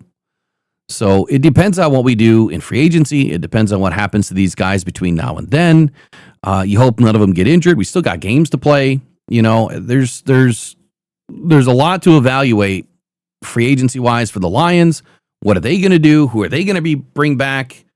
And I don't know how much time do you have right now? Oh, I'm good on time. Okay. The other thing that I wanted to do is let me dial back these ads. I forgot to this morning. I don't want people to get crushed on ads. All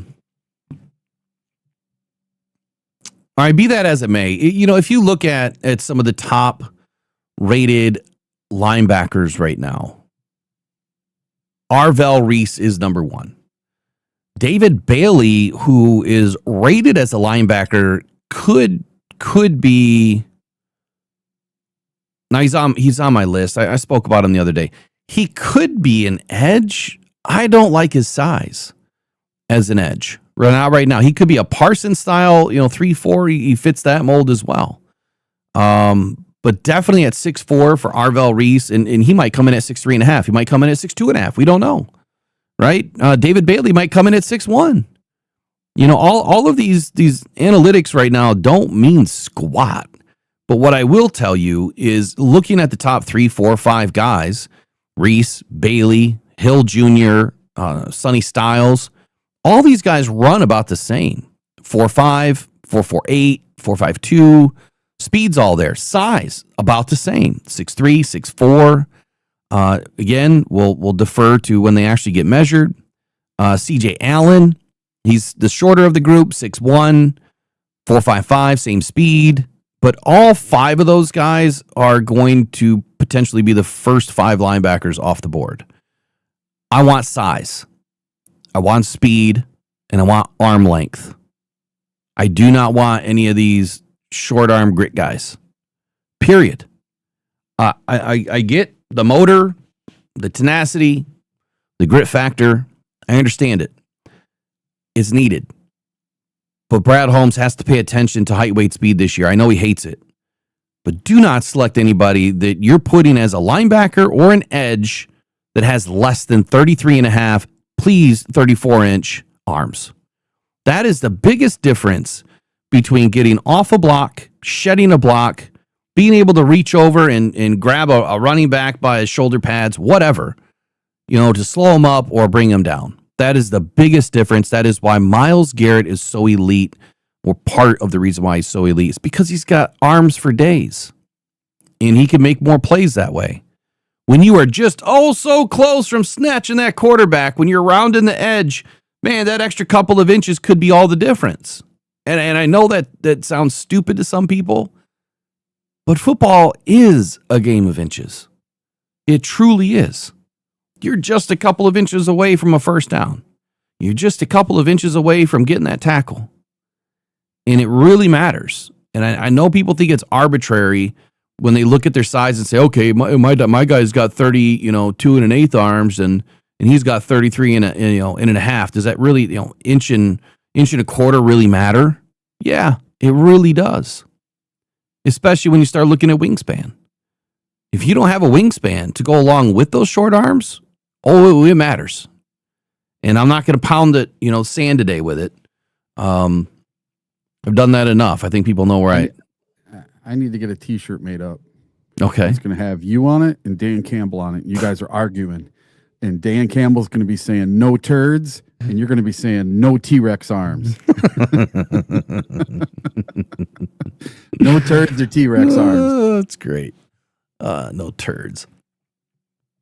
But anyway, you look at this linebacker class, and I will say that there's some great prospects this season. Even into the second, third round, you're going to have some great prospects. But if you're looking for size, is going to disappear quickly.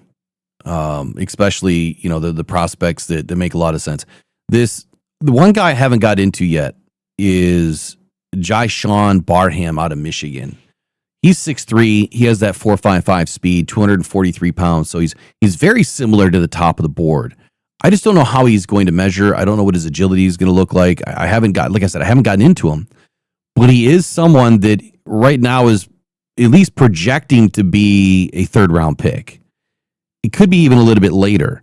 And if he's someone that, we know that our scouts are there, right? They're in Michigan.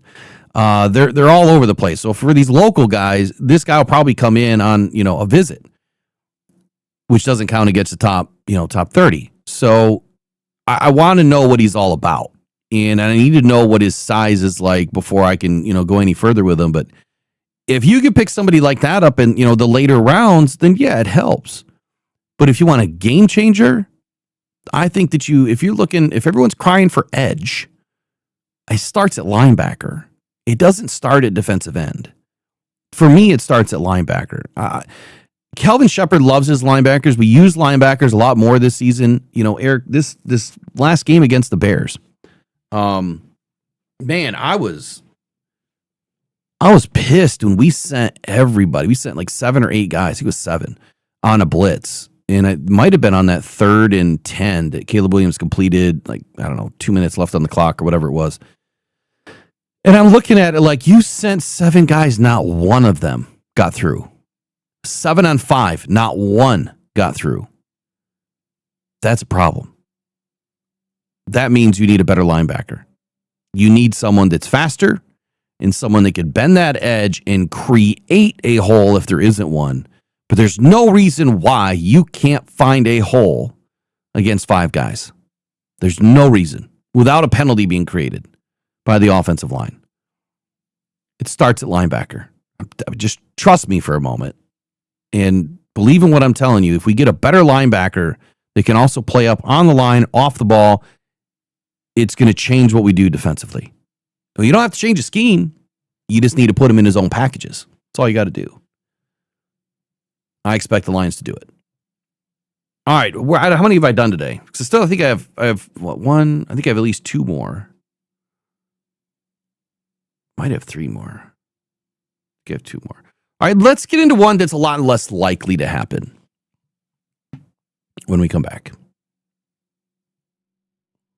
Pressured by Hutchinson, he goes down again.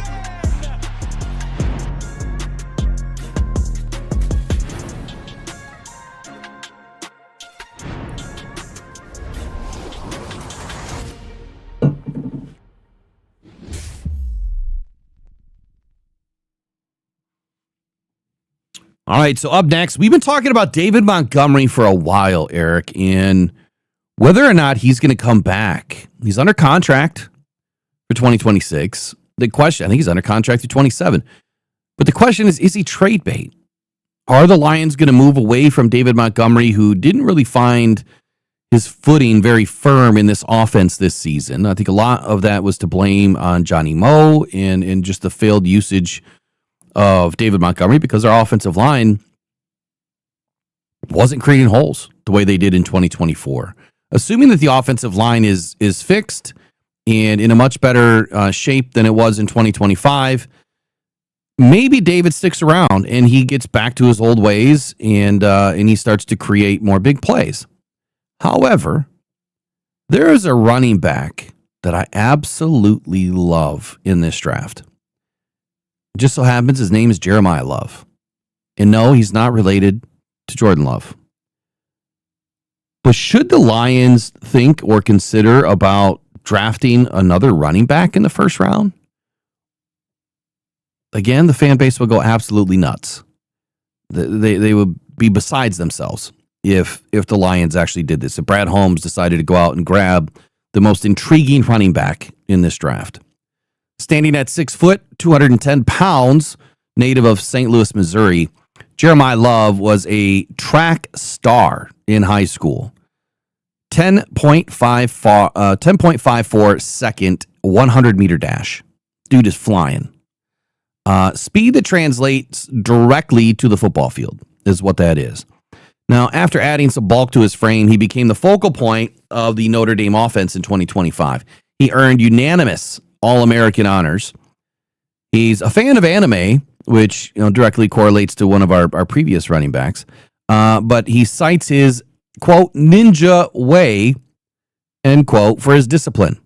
Love combines elite speed with a unique personality that makes him a fan favorite. Now, we know that the Detroit Lions love to have a multi-back system where they can share in the duties of the offense. Jahmyr Gibbs, David Montgomery. For lack of numbers purposes, it's been kind of a 50-50, where this year was a little bit more 60-40 like we had hoped, but it just didn't work out to the benefit of David Montgomery. Now, Love fits the Lions' philosophy, right? Explosive versatility. He is the perfect complement to the Lions' gap and zone running schemes. He possesses the vision to find the hole and the speed to take it to the house. Now, Kelvin, Kelvin. I don't know why I was going to say Kelvin. Speed to take it to the house. But against, or with the offensive scheme that we are using, Jahmyr Gibbs has found his way typically in the outside zone. And for whatever reason, again, we got away from some of that this year too. But Jahmyr Gibbs has exploded, onto the scene, being an early first-round pick. Brad Holmes was made fun of for taking a running back in the top 12, even after Bijan Robinson was taken at number 6. But it worked perfectly. Eric, if I were to tell you that there was a combo back that has David Montgomery's ability as that bruising, I know he hates to be called a power back, but someone that is a bruising back that can run it down your throat, and has the ability of Jahmyr Gibbs that can break it and take it to the house any moment, and yet he's 6 foot, 210 pounds, would you want Brad Holmes to pass on that opportunity? Yes. Okay. I figured you'd say that. But Love, like I said, 2025 season, one for the record books, 1,372 yards, 18 TDs. He averaged a staggering 6.9 yards per carry. He also contributed 27 receptions for 280 yards. He is a valuable 3-down back. He set a Notre Dame record for consecutive games with a touchdown. He's really demonstrated remarkable consistency each and every week. 199 carries shows that he can handle the workload without losing any explosive edge. My scouting report will say that he has world-class speed. If he gets a crease, he is a threat to score from anywhere on the field. He has excellent lateral agility, allowing him to make defenders miss in tight spaces. He is contact balanced. He has improved significantly over the last couple of seasons, but it really has enabled him to run through arm tackles. As a receiver, he has soft hands. He runs routes very well like a wide receiver, and he creates mismatches against linebackers. He does have weaknesses like everybody else. Pass protection has improved, but it's not great. He still needs to develop more of an anchor against NFL-sized linebackers. He can occasionally be a little bit too patient. He looks for the home run rather than taking, the 3-4 yards and just moving the chains forward. It's a habit that he's going to have to break. However, that patience that he displays so well will actually work inside the Detroit Lions offensive scheme, which does allow more patience. If you notice, David Montgomery's more of that patient runner. And when he allows patience to get in front of him, he finds a hole, he makes the hole work, and then he punishes the defense. Jahmyr Gibbs has developed a little bit more patience, but he uses his speed more than anything. This guy has both. He has the patience ability, and then he has the speed ability that rivals Jahmyr Gibbs. He could be as fast or faster than Jahmyr Gibbs. I don't know why I'm even calling it a weakness, but it is. That his patience can be a weakness. I just think it depends on which offensive line you're running behind and which style of offensive scheme that the offense is trying to put on the field that day. He's an upright style of running back, though, that can sometimes expose him to big hits. That he'll learn quickly in the NFL. He's going to have to change. He's going to have to put his head down and get lower to the ground so he doesn't get beat up and ruin his durability. But he's been durable so far. Culture and character, he's disciplined. He's focused. He brings unique energy to the locker room. Coaches rave about his work ethic, team first mentality. He has no legal or character issues that I found so far. He's known for a very clean lifestyle and his ninja way philosophy that speaks to a player who is very serious about his craft and constantly seeking self-improvement. So let's compare him to what we have for the Lions right now on the roster. Of course, the Lions drafted Jahmyr Gibbs in the first round. The last time we selected a player of that caliber, a running back in the first round, was Jahmyr Gibbs. And he's a very similar player. Fast, versatile, dangerous in space, just bigger. Compared to the current duo of Gibbs and David Montgomery, he's a hybrid, truly, of both. He possesses Gibbs' speed and a touch of Montgomery's finishing ability. His 6.9 yards per carry in 25 is definitely elite. That's comparable to Barry Sanders in his college efficiency. Love projects as a late first round to early second round pick who can immediately contribute as a rotational weapon and a potential to become the star back of the team. Now, why am I thinking about running back, Eric? Well, it's very simple. If he does, you lost your mind. Yep, I lost my mind. If David Montgomery is traded, you're going to need a back. We lost Craig Reynolds. If this guy slips into the second round, I don't know how you can pass on him. And the reason why I say that is imagine for a moment. Well, let me wind that back. How have we been winning games over the last 3 seasons? Offense. Explosive offense. A lot of points being scored. If you have 2 backs that are as good as each other and one that is a little bit better than you with size, Jahmyr Gibbs and Love could be the most potent backfield ever in the history of the NFL. Here's the third caveat. What if they don't pay Gibbs? What if they can't afford to pay Gibbs? Well, I do know this. Running backs are a ticking time bomb in the NFL. It's almost undoubtedly that they're going to get injured at some point. And thankfully, Gibbs has been very, very, very healthy. And part of that is because they're splitting the back rotation. But if you have Love and Gibbs back there, anytime they touch the ball, they could be gone. And they're not going to get caught from behind. So that's where I'm going with this, is if David Montgomery gets traded, you bring in this guy, if you get him early in the second round, more power to you. It's going to be cheap, and he's going to be very effective for the next 3 seasons. If or should something happen to Gibbs, you have another back that can do exactly what he does. Here's the difference. Coming into the NFL, Love is a better pass catcher than Gibbs is, or was. Now Gibbs is getting better. 3 years into it, he still isn't where we need him to be. Love is going to be a better pass catcher from day one.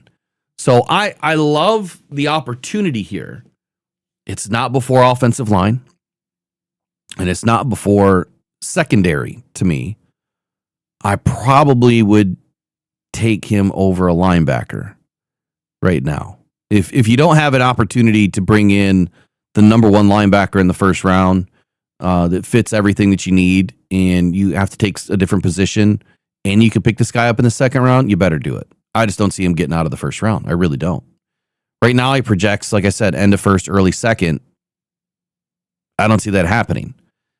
But I don't think you can argue with the fact, Eric, that we thrive on a two-back system, and that is the biggest reason why our offense is so potent. Fourth caveat. What if the Lions trade Jameson Williams? We need more potent offense. And the best way to do that is on the ground. And by doing it on the ground with two guys that have this amount of speed and can catch the football, tell me who's going to stop us. As long as the offensive line is fixed. Okay, kill me now.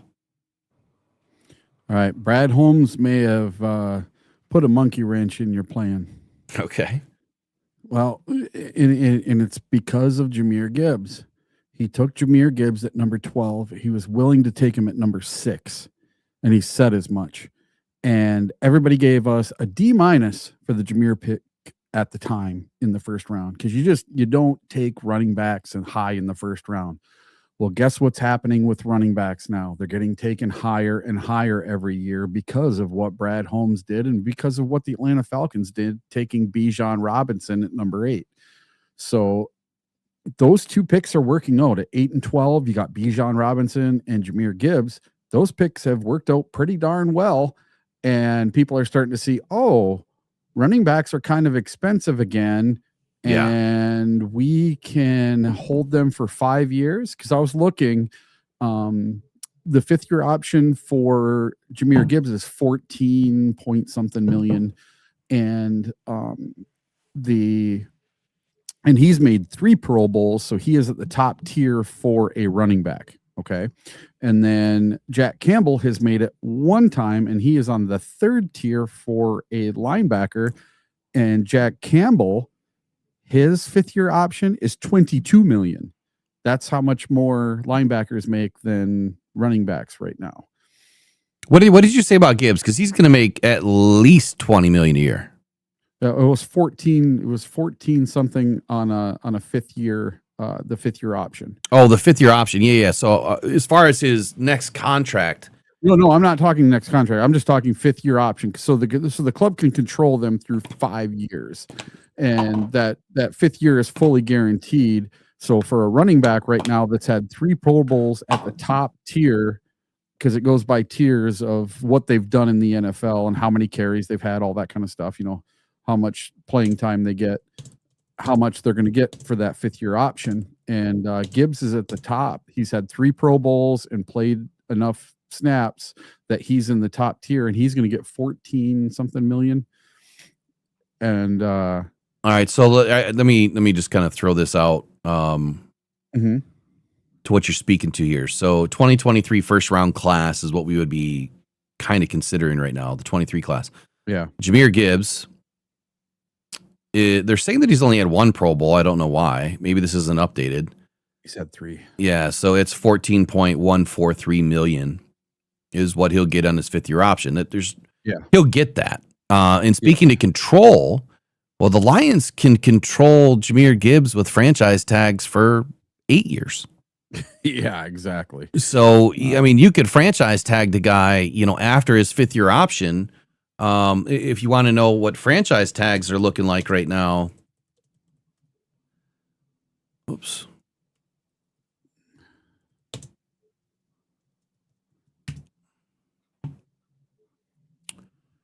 Franchise tag projected for 2026. So this has nothing to do with Jahmyr Gibbs right now, but franchise tag for a running back is, well, it's right at that Pro Bowl 5th-year option, 14.143.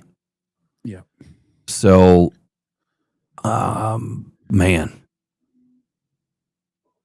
if you were to able to, I expect that number to go up a couple million every year. If you're able to franchise Jahmyr Gibbs for under $20 million a season, which is fully guaranteed, I don't know, you almost have to do it. At least for 1 season, if you have to. If you have to, to make things work, and you can't give him, go give him a big contract. So again, this morning's conversation, my top 6 options for the Lions that I already haven't discussed. I've already discussed Proctor and Slaughter in previous days. My number one focus is trenches first. But looking at the potential playmakers, best player available options that the Lions really need to look forward to is what happens with Jahmyr Gibbs in his future.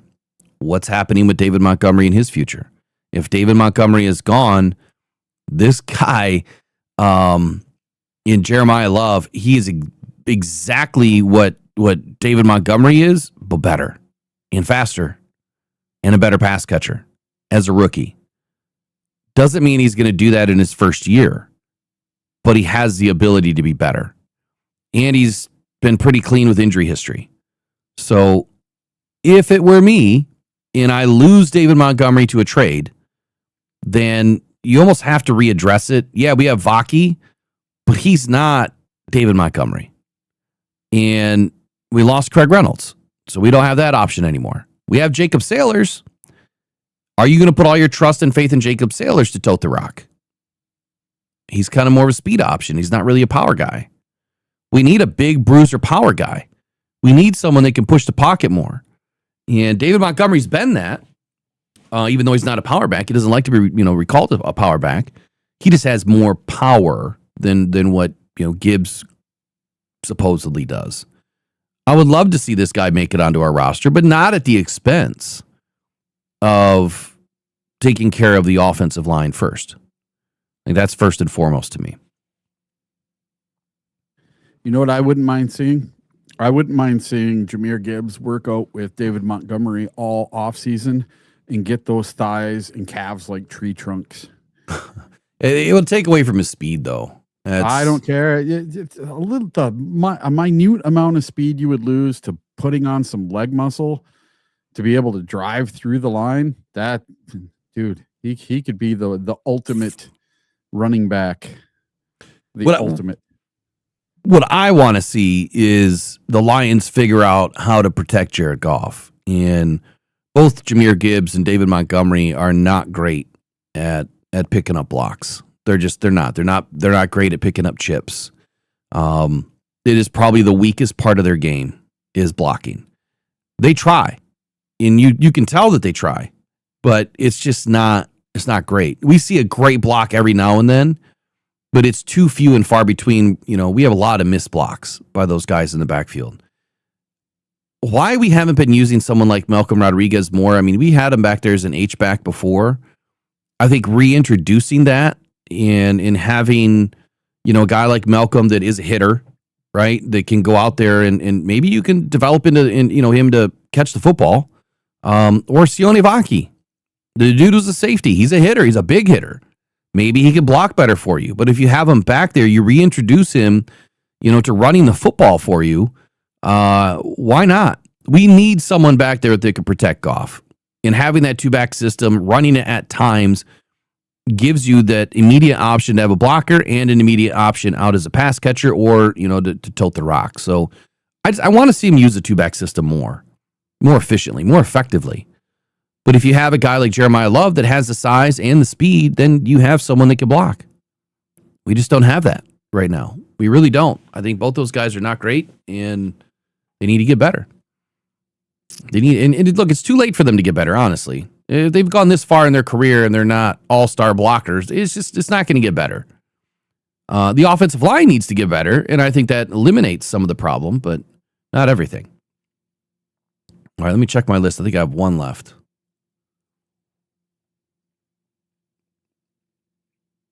I did look, and David Montgomery is under contract through 2027, so we hold him for 2 more years.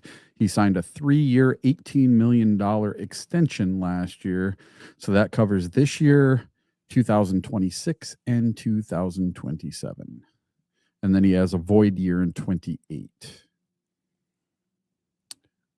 And that already has a prorated amount of $1.245 million in it. All right, let's take a quick break. Let's listen to Jahmyr Gibbs and what he had to say.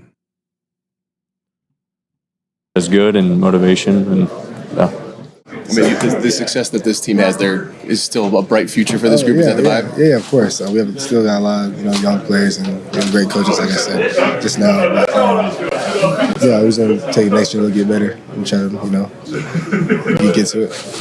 The offense has been the strength of this team for a long time. You've been a big part of that. But there's going to be changes. There have been changes as far as the offensive play calling. Dan's taking over. You may get another offensive coordinator. He's not sure if he'll call plays. A lot of changes coming up, maybe with the offensive line. Do you feel even with all those changes, you guys can still be as good as you were offense, maybe even better? Yeah, we'll be fine. We'll be good. Yeah, and we ain't really worried about who's calling plays or anything.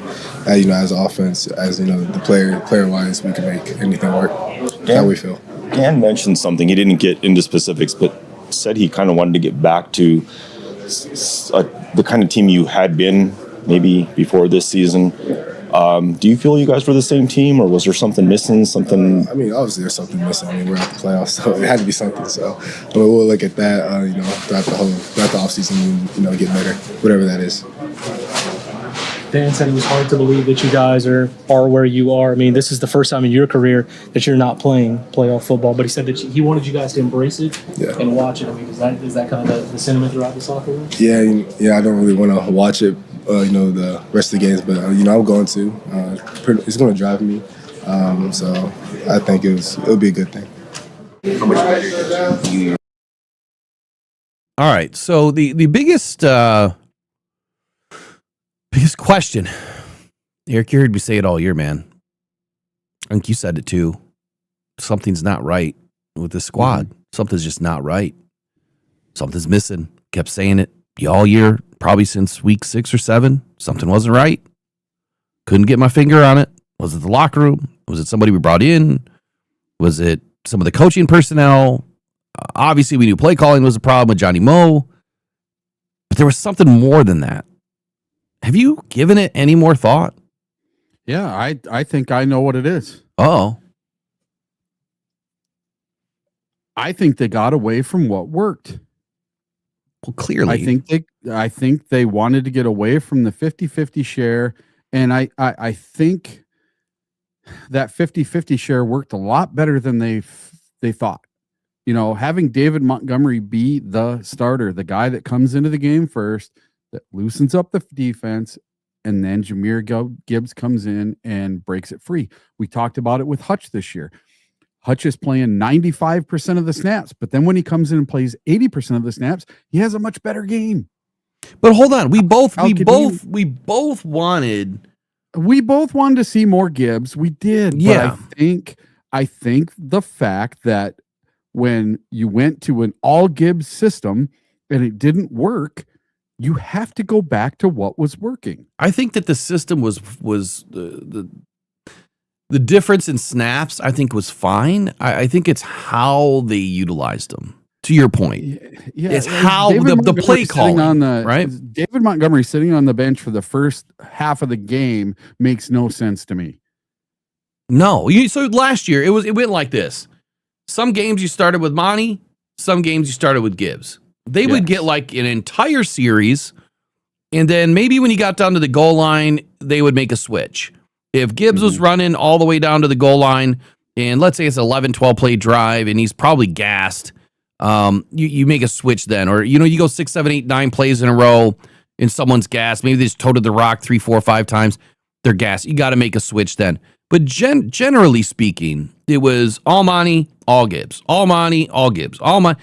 And you'd have a few times where they would, switch off mid-series, especially around the goal line. For David Montgomery seemed to be the, punch it in kind of guy. And I agree. They got away from what was working. I like the 60-40.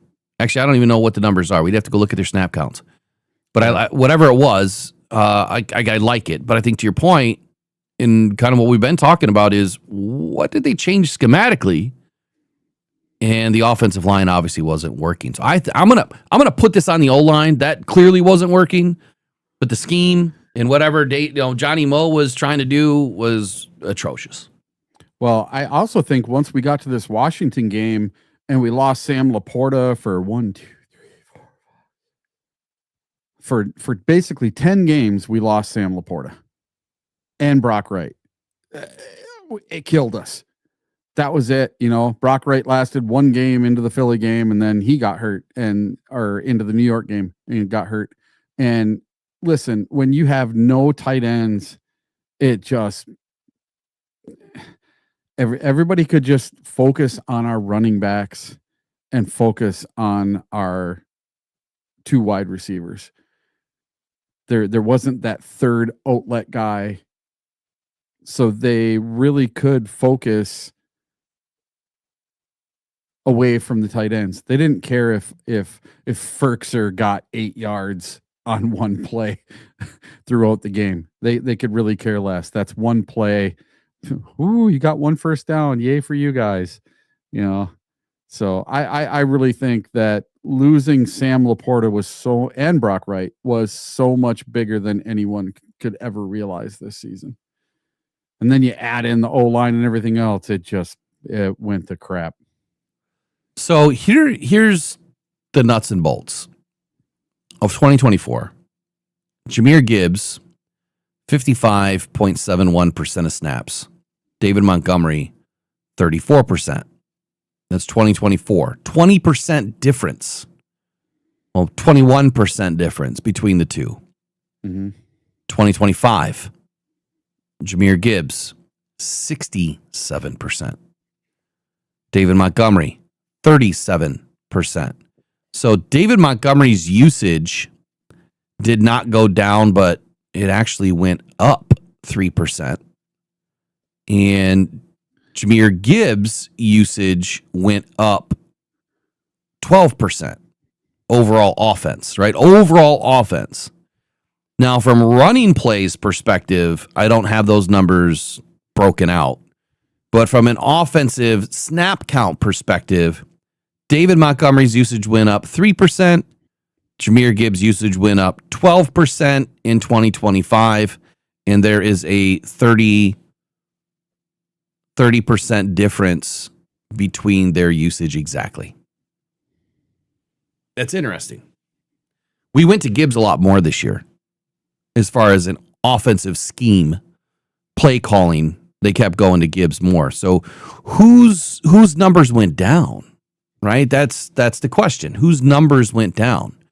Now, this is just snap counts, right? This is not how many passes did you get versus, or how many targets did you get? How many targets did you get? How many carries did you get? How many carries did you? That's not what this is. Amon-Ra St. Brown, 88% of snaps in 24. 85.4% of snaps in 25. So his usage dropped a few percent. I believe he also missed a game. Jameson Williams in 2024, 72% usage in 2025, 90.2. So his usage went up 20%.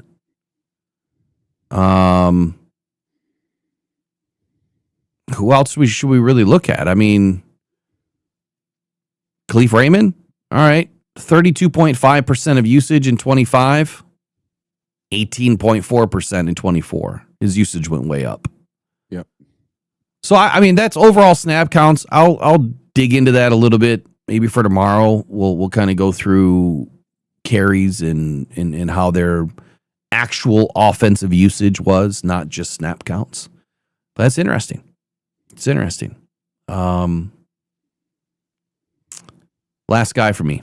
I've already spoken about this guy, but I saved the best for last because I know a lot of people want a defensive end. I don't. Not right now. I don't think it's the right answer. I think that offensive line is the biggest thing to attack. But this is also BPA, man. You want to take the best player available, but I think Brad's got to add that extra element to it. It's BPA need. I need the best player available at this position. If that means I have to move back in the draft, I move back in the draft. I don't just settle on what I take at 17. If I like a guy at 12 and that's the best player available that fits my need, I need to go get that guy. And I think Brad does that. But there's that extra bit of this year's a little bit different. We have to attack what we need with the best players on the board. And that could be from Pick one. Whoever's the best player on the board, you got to go get whatever you need, wherever that falls. I just don't know what teams are going to be willing to trade with us this year. I haven't even looked at that yet. Draft profile on Ruben Bain Jr., defensive end, Miami. Now, I wrote an article on Ruben Bain here. Drop that in the chat. That's not really what I'm going after, but I will say this. This guy is a tweener to me. Doesn't quite fit the edge. Doesn't quite fit the linebacker. He's kind of right in between. He's listed on some profiles at 275 and others at 255. For this context, he is a very disruptive defensive lineman at 6'3", 275, 265, 255, wherever you want to put him. He's the hometown hero from Miami Central High School. He burst onto the scene as the ACC Defensive Rookie of the Year in 23. He followed that up with a consensus All-American campaign in 2025. He is a powerful, heavy-handed lineman who wins with relentless effort and superior technique. His tweener size, though, allows him to play both defensive end and defensive tackle, but I don't see it. I just don't see it for him. I feel like he's just way too undersized. Bruce Feldman said he's not just strong, he's recorded a max speed of 22.16 miles per hour. Abnormal for an athlete of his size, and he had him at 6'3", 250. Chas Kitty of Bet MGM Analysis said that Bailey is a major reason for the success of Texas Tech's defense in 25. NFL teams may come to view him as a third down specialist who can make the biggest impact on obvious passing downs. And for that reason, if Brad Holmes evaluates him and then that's what he thinks, he's not coming anywhere near the Lions, because you have to be a run defender. You can't just play on third down on this team. Overall, I mean, he is a top draft pick, of the 2026 draft board today. He was California Defensive Player of the Year. I'm sorry, he's California Powerhouse Mater D High School, not Miami Central High School. He was a California Defensive Player of the Year honors way back when, with 20 and a half tackles for loss. Those are the types of numbers that intrigue me about his ability. It's not all this other stuff. When I look at a lot of different profiles, let me pull it back up here on this one. When I pull them up on other profiles and what they talk about and how they feel about this guy, they have him listed at 6'3", 275. That's just too small. But his 40 speed is insane. 4.72 for a guy that big, that's moving. His expectations when he came into college were sky high, especially when he entered his sophomore season. He was injured right away. He suffered a significant calf injury on just the fourth defensive snap of that season. It was the home opener against Florida. That injury sidelined him for 4 critical games and clearly limited his explosiveness for the rest of that season. Resulted in very diminished production for him as a sophomore. Now, despite playing less than 100% of the snaps, though, or 100% of himself, he did still manage to earn all ACC honorable mention that year and flash that game-wrecking ability that made him such a coveted prospect. When he was fully healthy and carrying a little bit leaner of weight, more explosive frame in 2025, he was unleashed, man, and he unleashed holy hell on a lot of opposing offenses through Miami's 4-0 start. He was a junior edge rusher. He compiled 22 tackles, 3.5 tackles for loss, 2 sacks, forced fumble, and snagged an interception when establishing himself as the most disruptive defensive player in college football. His resurgence, though, has Miami ranked this year, was 3rd nationally at the time, and they were legitimate title contenders.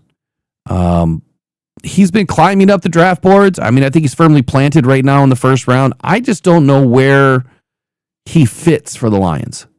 I really don't. I think that his size is just too in between for me. Hold on, do something here. Go ahead, Eric. You're going to say something? Oh no, I was laughing at something somebody sent me. Now, his scouting report has him as elite first step explosion. He possesses a get off that borders on elite. He is consistently the first defender, moving at the snap, dictating the tempo against slower footed tackles. He's got freaky athleticism. He's got good bend and flexibility. He's versatile in coverage drops. But again, where does his size fit? That's my biggest question. I don't care if he has nuclear first step explosion. Where? Where are you going to put him? I don't see him as a 4-3, 4-2 defensive end. I don't see him as a defensive tackle. And I'm beginning to wonder how he fits as a linebacker. He's got to pick a size. I think he needs to come into the combine at the size that he wants to play at the NFL. With the speed that he possesses, the body style that he possesses, the tenacity that he possesses. If I were to take Bain, I think that he would have to be a linebacker for me. You could put him as that outside off-ball linebacker, with that type of speed. I think it's a little bit slower than most linebackers should be at 4.72. But where else are you going to put him? If you're going to put him off the edge, then he's going to have to go back up and weight. He's going to lose some speed. I'd say still at 4.72, 4.8. I mean, that's Aiden Hutchinson speed. Then I guess it is what it is. It's that first step that's going to make the difference. I'm just unsold on Bain. I know I did an article on him and it was an okay article, but I feel like there's too many questions right now. I know you don't really know much about him, but my take on him was, he's the Lions are poised to move off of Pascal, Onwuzurike, Davenport, and O'Connor, which creates meaningful opportunities for somebody, especially for new additions. And assuming the offensive line will, be stabilized early, then yeah, you could start looking at some players like this. But I just don't think he fits the archetype that we want. I think that his frame, his movement skills, they align more closely with a speed rusher as a 3-4 off-ball linebacker rather than that traditional, 4-3 edge. He would be an undersized 3-4 defensive end. He's definitely not a defensive tackle. So if he goes up 30 pounds, then you put him on the line. And maybe that's where he belongs. Maybe he belongs on the line, but he's going to have to get up to 295, 290. Otherwise, he's going to get eaten up by some of these bigger guys on the offensive line. So it's not my best on Bain. I've kind of walked back a little bit of what I initially thought on him. He's really off my radar, to be honest with you, at least right now. I don't think the Brad's going to move heaven and earth to try to get this guy if for some reason he's ranked highly and, unless you can really figure out where he's going to belong and how he's going to be able to play at the weight that he's going to need to play at, then there's just too many questions. Not enough answers. Anything you want to add to this? If we're going to, we have to get some DLs and some edge positions. One thing I really liked was seeing Wingo play in the final game and actually have a decent game. Where has he been all year? Why has he been a healthy scratch every game since game 2? And then he finally got to play in the last game. I'll never know. But to the edge position, we're going to have to pick somebody up, whether it's in free agency or through the draft in 2nd, 3rd, 4th round.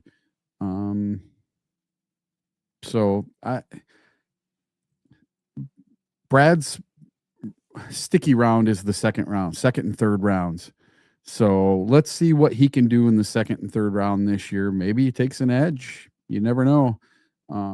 The other guy that everybody wants him to pair with, because who knows if Al-Qadim Muhammad comes back. We don't know if we can get him back. We don't know if we can acquire his services to come back to this team. Oh, you don't want? Sorry, hold on. I think I posted the wrong article. Go ahead. Sorry. Yeah, but I just think that we're going to have to wait and see what free agency flushes out here. But if we're looking at guys, it's going to have to be 2nd, 3rd, 4th round for me before we even think about looking at an edge. I'm in the 1st round. If an edge happens to be the best player available, I just don't know who it would be right now. I haven't looked into it enough to know who it would be. And at 17, I don't know. I just don't know. It last year in that 17 range. Let's see. The Atlanta Falcons took a couple of edge players. James Pierce, and I can't remember the other kid's name. And Pierce ended up being pretty decent. He had a lot of issues, you'd say, like background stuff. And he ended up working out pretty well for the Atlanta Falcons this year. His physicality and his physique was pretty well in tune, but the Detroit Lions did not take a chance on him. But I think it worked out pretty well for the Lions taking Tyleik Williams in the first round, because now you have your DJ Reader replacement, who is probably leaving in the offseason this year. So for somehow I screwed up there. I had my wrong article up. Mm-hmm. So I took it down. Here's what I had on Bain. It's still the tweener size, obviously, but the never takes a playoff, relentless motor type attitude. It obviously fits in Detroit. He is versatile, whether it is inside, outside, but I still have to go with the fact that he would have to be more of a big end size if he can get up to size. He's good at setting an edge, but again, we're setting an edge against college players, at 6'3", 275. Where is he going to fit at the next level? Is he a 3 technique in passing situations? Is he a 5-eye? Is he sliding out to the 9? What is he going to do at the next level with his flexibility that he does have, but with that body size, which is so important, especially in a 4-3 scheme? How is he going to fit and translate to the next level? He did record 37 tackles, 4.5 sacks, 7.5 tackles for loss in just 9 games. He had a minor injury in 25 that limited his volume, but not really his impact. He did have a little bit of a lower sack total, I guess, and his pressure rate remained fairly elite.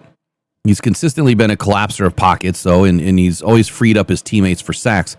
And I think that's probably a big takeaway for him. When you look at what the Lions do right now, it's not about any one guy. It's trying to utilize this defense to be that hive defense. Whether it's Ali McNeil or DJ Reader eating up those double teams, that frees up Tyleik Williams and Aiden Hutchinson. That has to be better next year. It really does. I think the Lions did great, with getting after the quarterback, but I need to see more pressure from the interior. We have to get upfield in a hurry between the A and B gaps. And if we can do that, and you bring in another linebacker with speed, and you can create some holes and some gaps or do some stunts and twists that create confusion and chaos, maybe a guy like Bain could slide in there, or Bailey could slide in there. Bain. I keep getting Bailey and Bain confused. Bain could slide in there at the size that he's at. But I have to see it. I have to see more film. I do like his power as his calling card. I do love that about him. But it creates a devastating bull rush. What else does he have? And maybe that means he is on the defensive line. Maybe he can become, that Josh Paschal guy that's inside out, flexibility. But he is an elite run defender, though. I do love that about him. He is good at getting after the running backs. He just lacks that elite bend off the edge that I think removes him off my calling card from being an edge rusher, for sure. It does a lot of dirty work, though. A lot of dirty work that doesn't show up in stats. Speaking of Tyleik Williams, here's Tyleik Williams. So I think it'll be a good thing. How much better did you view yourself at the end of the year versus the beginning of the year? Just going through that rookie season, that introduction to the NFL, how much do you think you improved?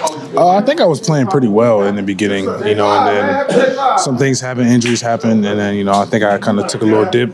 And then over the last few weeks, I thought I was starting to play a little better. So, what do you think were the biggest strides, biggest gains? Biggest strides, biggest gains. I'd say my overall IQ. I'm able to call out plays and stuff like that, give my team an advantage. I'm playing to run well.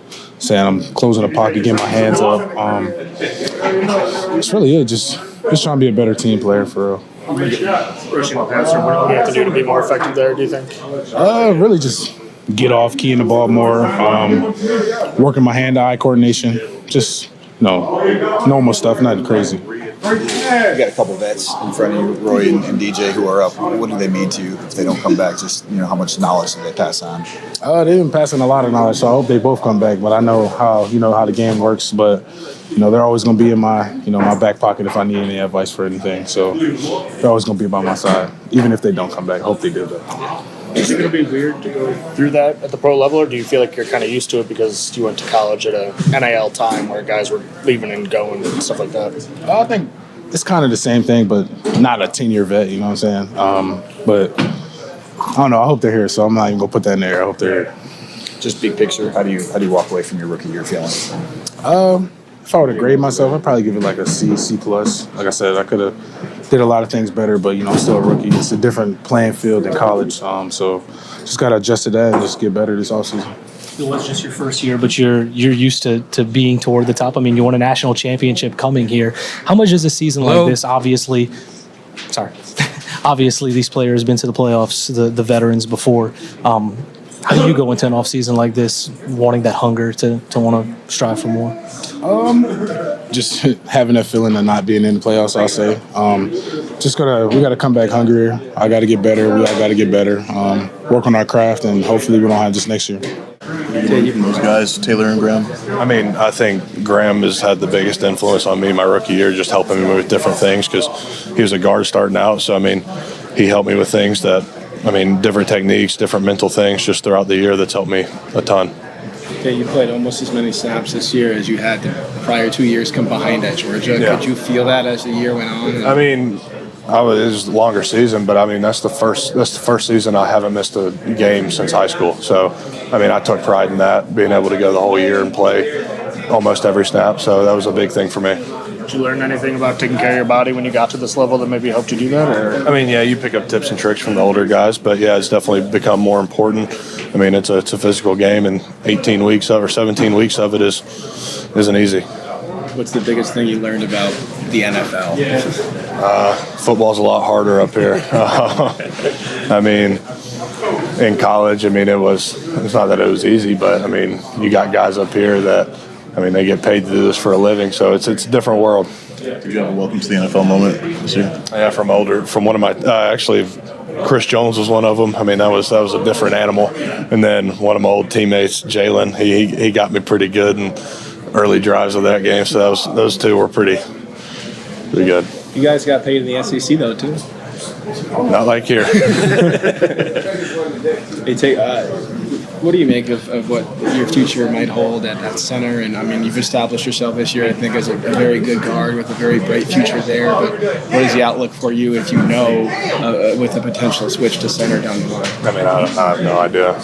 Whatever the team needs, and that's what I'm going to do. There's not many guys in the NFL who play center and play it well who never played it in college. There's a couple. I think like BB comes to mind, maybe Brewer with the Dolphins. So you think about reaching out to those guys and seeing what allowed them to make that transition? There's definitely some people I would reach out to if it's solidified that I'm playing center that I got to get some help from. But like I said, I've been a guard my whole life, so it'll definitely be a change up. Is that part of your exit meeting, kind of figuring out where you play, or is that a decision for later on? I think it's a decision for later on, but I'm going to prepare. I'm going to snap. I'm going to do stuff at right guard, do stuff at center, so just be prepared for whatever. How do you feel about your rookie season as a whole? It seemed like you made some pretty good strides. You obviously there were some rookie bumps along the way, but you played pretty good overall. So progressed over the year, but obviously it wasn't where I wanted it to be, not where this unit wanted it to be. So, just got to improve on it as a building block. The offensive line could look a whole lot different next year. A lot of vets are talking retirement or will consider it. What did those guys mean to you? What sort of knowledge did they pour into you this year? A lot. These old guys are everything to me. Anytime I was struggling with something, whether it's technique, mentally, they were there for me. Like I said, Graham meant more to me this year than anybody has my whole career. So that was big. Yeah, All right, I wanted to get into Tate there too. Not to skip over Tyleek, but there's some things to take out of Tate's video, his interview, that I think speak volumes. Mm-hmm. That's where I'm going to start. Or that's where I want you to. You can go ahead and start. Whatever you want to start with, Eric. Yeah, it's interesting that Graham Glasgow had the biggest impact on him and not Penei Sewell or Taylor Decker, that it was Graham Glasgow was his biggest influence. Yeah. Is Graham Glasgow going to be back next year? Are we not drafting a center? Maybe we just go after a left tackle if Taylor Decker retires. What if Taylor Decker and Graham Glasgow don't go anywhere? There are so many what ifs about this offensive line right now. Well, what if all we need is some health? What if we don't have to draft anybody on the offensive line right now? I'm glad that you just said that, because I think a lot of people in the chat are wondering, why the hell is he talking about running back? Why is he talking about Caleb Downs? Why is he talking about Jermod McCoy? Why are we talking about Arvell Reese? Eric just told you. That's why. There's so many unknowns right now. Here's what I just took out of Tate.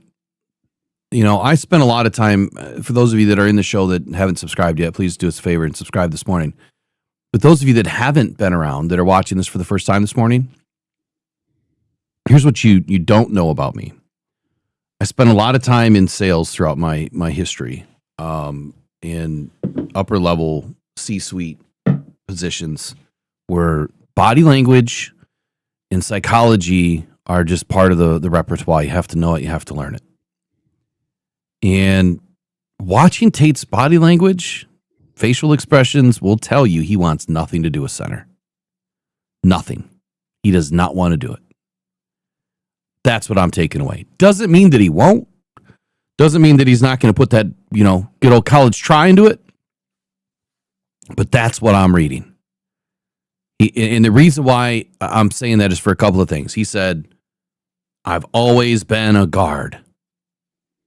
Right? That's the position I play. He's kind of telling you, I don't want to be anything but a guard. Being the pro that he is, he's going to snap in the offseason. He's going to train for it. He's going to do whatever he has to do. Why? Because when you are on an NFL team and you sign a contract, you are not signing a contract that says you are playing right guard your whole career. That's not what you're signing.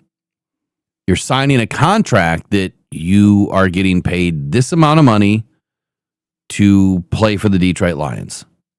You could be a wide receiver next year. Whatever the hell we ask you to do. That's the loose end of a contract that you sign in the league. You do whatever they want you to do. You play wherever they want you to play. Now, with respect to, you're not going to make Tate go out there and be a wide receiver.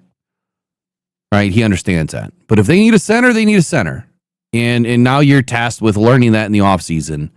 And hopefully he goes and calls on some people. Call up, Jason Kelsey. Call up Frank Ragnow. Call up these other guys. Go work with them. Go work with them if you have to. But I'm glad that whoever was asking the questions there, maybe that was David Burkett, that not too many guards that have never played guard, just like I said the other day, are not ever going to be, centers. But when they do, they're not great. And very few of them are even good.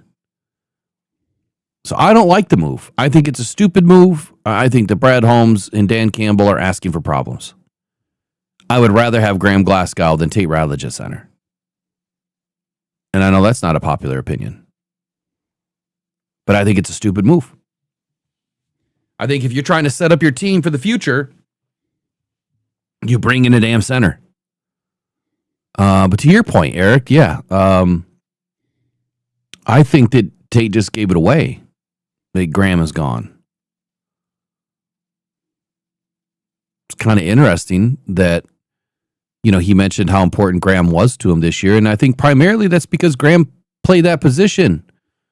All positions, honestly. But, he's the one that's teaching, Tate everything about center and everything about offensive line at the next level and playing that guard position. So, yeah. It's interesting. I'm not saying that Penei didn't help him. I'm not saying that Taylor Decker didn't help him, but I guess it kind of makes sense to me. But I think he just kind of gave it away that he's gone. You agree or disagree on that? I'm 50-50 on Graham Glasgow, whether he's gone or not. He may be gone whether he wants to be or not. If you listen to Graham Glasgow at the end, he's under contract for 1 more year. Mm-hmm. And then he's got a void year in 2027. He's $6.5 million next year. That's cheap. Does he want to come back as a backup? I don't know. Does he want to come back as a left guard? I don't know. He liked right guard the best, if I remember correctly. He didn't like left guard and he didn't like center. He liked playing right guard. So I don't know. So maybe that's why he was such a great help to Tate Ratledge, is because he was a right guard and was able to tell him everything about it. But when you listen to Graham Glasgow, it sure sounded like he does not want to hang up the cleats just quite yet. It didn't sound like he's quite done playing in the NFL, whether that's for the Lions or for someone else. So if I had to guess, I'm going to guess that Graham Glasgow was back on this team for next year. That's just my guess for now. You brought him up. I might as well listen to him. You just let me know if you got a bounce. I do hear pretty quick. All right, here we go. Graham Glasgow. This is who I am, man. That's all I know. Decker and Skipper for stealing all your attention last night. I didn't want any attention, so I'm pretty happy about it. Yeah. This kind of the theme in the room is like, is this it? Is it not it? Like, where are you kind of landing right now, Graham, with what your future looks like in this league? I'm still under contract next year, so unless that changes, I'm a Detroit Lion. But, I guess. I don't know. I asked Panay how hard it is to just watch Titans as friends retire and go through what their bodies do this year. The O-line went through a lot this year on and off the field. What has it been like to see this unit and be a part of that, weathering the storm? It's been fun. Like, we have a lot of good guys in the room, and everybody was trying really hard. Everybody was trying to do their job as best as they could, and I feel like a lot of times we had a lot of situations where guys had to come in, guys had to step up, and for the most part, I thought that went pretty good. Saw you signing jerseys. I don't know if you were getting jerseys too. Can you just describe what this day is like? In some situations you don't know who's going to be here next year. You don't know who's going to be. In a lot of cases, maybe you're around these guys for 3 years, 4 years, and you don't know who will be here anymore. And so it can be a little sad. But as I said, I don't think it's a super sad day. At the end of the day, you could reach out to whoever you want to, right? You can always call them or text them, FaceTime them even. Technology's amazing. When the head coach has to call plays, that just changes what's on his plate and everybody else's plate. How did you guys feel the trickle-down effect of that in your unit? Hard to tell. I think that there were overall some games, I don't want to take it, players can always play better, right? I feel like that's how it always is, and I feel like the coaches would also think they could always coach better. Callers would always say they could always call better. But, some games for us, we played better. Some games I feel like he called better. And overall, I think that it's just more effort for him, and it sucks that he had to kind of deal with that. But I feel like for what we had here, he was probably the best person for the job. I guess as the off-season kind of went on, how much did your mindset change as far as what position you were going to play? I know Kevin obviously left in March for free agency. I imagine you probably thought at that point maybe you might move back to right guard. Can you talk about just how it kept changing, over the course of the off-season? So just in the off-season, I thought I would play right guard, and then I didn't play any center, I think, during OTAs, so I thought I was just going to be playing guard, and then after a week of camp, they moved me to center, and then I was center. So, but yeah, I don't really think there was a mentality to it, really, but it was just more you're preparing for something, and then you get thrown a curveball, and then you gotta deal with it, right? Hey, Graham, just to be clear, you do intend to play next year, whether it's here or elsewhere, or is that something you're still working on? We'll see. What is your process in the offseason? Lifting, playing video games, hanging out with my family, getting healthy, and then seeing where we're at. Tate's been really complimentary of the mentorship role you've taken on with him, and I think he really has expressed multiple times how much he's valued you. How much have you enjoyed, I guess, that mentorship role, and what have you seen in his growth as a young player? I think that Tate was almost like a completely different player by the end of the year that he was at the beginning. I think that he took a lot of stuff from. I don't want to say like, oh man, I'm the only reason Tate got good. I think that's like kind of conceited to think or say. I would never think that. I would never say that. I'm joking. I think it's pretty fun to like go and like give somebody a coaching point, and like maybe it helps them see something easier. Maybe it makes their life a little easier. And I think that Tate was really open to listening to me and to Hank and to like anybody who was really willing to give him any sort of points. So at the end of the day, I would give Tate the credit in that regard, that he would even, because sometimes you can tell somebody how to do something a million times. If they don't want to do it, they're not going to do it. But so yeah, I think Tate's a good player. I think he'll only get better. Sorry, Ron, it's like it was pretty up and down all season, but at his best, we saw what a guy like Jahmyr Gibbs could do. Just talk about him going forward, man. It's his future, and how good do you see him becoming in this league? This might be a controversial opinion, but I think his future is pretty bright. I think he's a good player. I think that realistically, we saw what a guy like Jahmyr Gibbs could do. Just talk about him going forward, man. It's his future, and how good do you see him becoming in this league? This might be a controversial opinion, but I think his future is pretty bright. I think he's a good player. I think that realistically, I think that we get a little bit more consistency, I think, in calling and then also in like playing. I think that we can, that he and everybody else on the Lions can end up benefiting from like an improved run game from even where it is now or where it was in years past. Because even just like through the first half of like last game, I think it was like we had like 12 rushes and like 28 passes or something in the first half. And I was just like, how are we supposed to get to 100 yards so the media will be off our back if we only have like 10 attempts? I'm like, I guess we needed 10 yards in a 10. No, we ended up getting there. But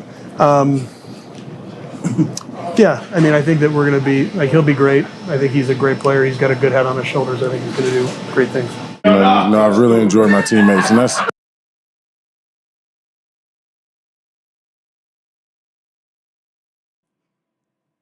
All right, Eric, I know you got to run. What are your thoughts here on Graham? I'm going to get rolling. Yeah, Graham, you're talking about body language and being able to read somebody. He just let you read everything. He was planning on playing right guard this year. He did not want to play center. He was forced to play center. But you know what? You signed your name on the dotted line. You got to do what you got to do. If you want to make that money, you got to do what they tell you to do. And they told him to play center. He didn't want to play center. He played center this year. And you can see what happens when you play in a position that you don't really want to play. The best doesn't come out of it. Yeah, I don't know that he meant it that way. I kind of took it as that he was prepping for right guard. Yeah. He didn't know he was going to have to play center because they had Tate at center, and then you kind of get switched. And he said it wasn't a mental thing, at all, but you just got to change what you're doing. So I don't think he didn't want to play center. He just didn't know he was going to play center. I think to his point, though, he would have been prepping probably in the offseason a little bit more. So you know what I'm going to say, Eric? What the hell was the coaches doing? Yeah. What were they thinking? Like, reach out to these guys and say, hey, Graham, prep for center just in case. Tate, we just drafted you. We got rookie OTAs coming up. We're going to talk to you about center. You're going to be center during OTAs. Keep prepping. And he probably did. But why didn't you tell Graham to keep prepping? Yeah. That's a failure on the coaching staff. Or draft a center instead of a guard. Well, no, we needed Tate, man. Like that was huge. But I think that their overall plan was to try to convert him to center. And if that's what they're trying to do, that'll be my first major blowout with Brad Holmes. That'll be my first major blowout with him. That that Dan and Brad are on the wrong plan if you're trying to convert somebody that has no business being center at all. Yeah. And you know what? I want to eat crow in 5, 6, 7, 8 years if he becomes an all-pro center. Yeah, when he's the next Frank Ragnow. Right? I want that to happen. I don't believe it will. I don't. You can be serviceable in the league. Like Graham Glasgow, I think has been better than serviceable. I didn't think he had a terrible season. I just think that we had a lot of things, going on in that offensive line that was pretty tough to navigate. But anyway, give us your final. I know you got to run. Yeah, I just got to get rolling. I will see everybody tomorrow.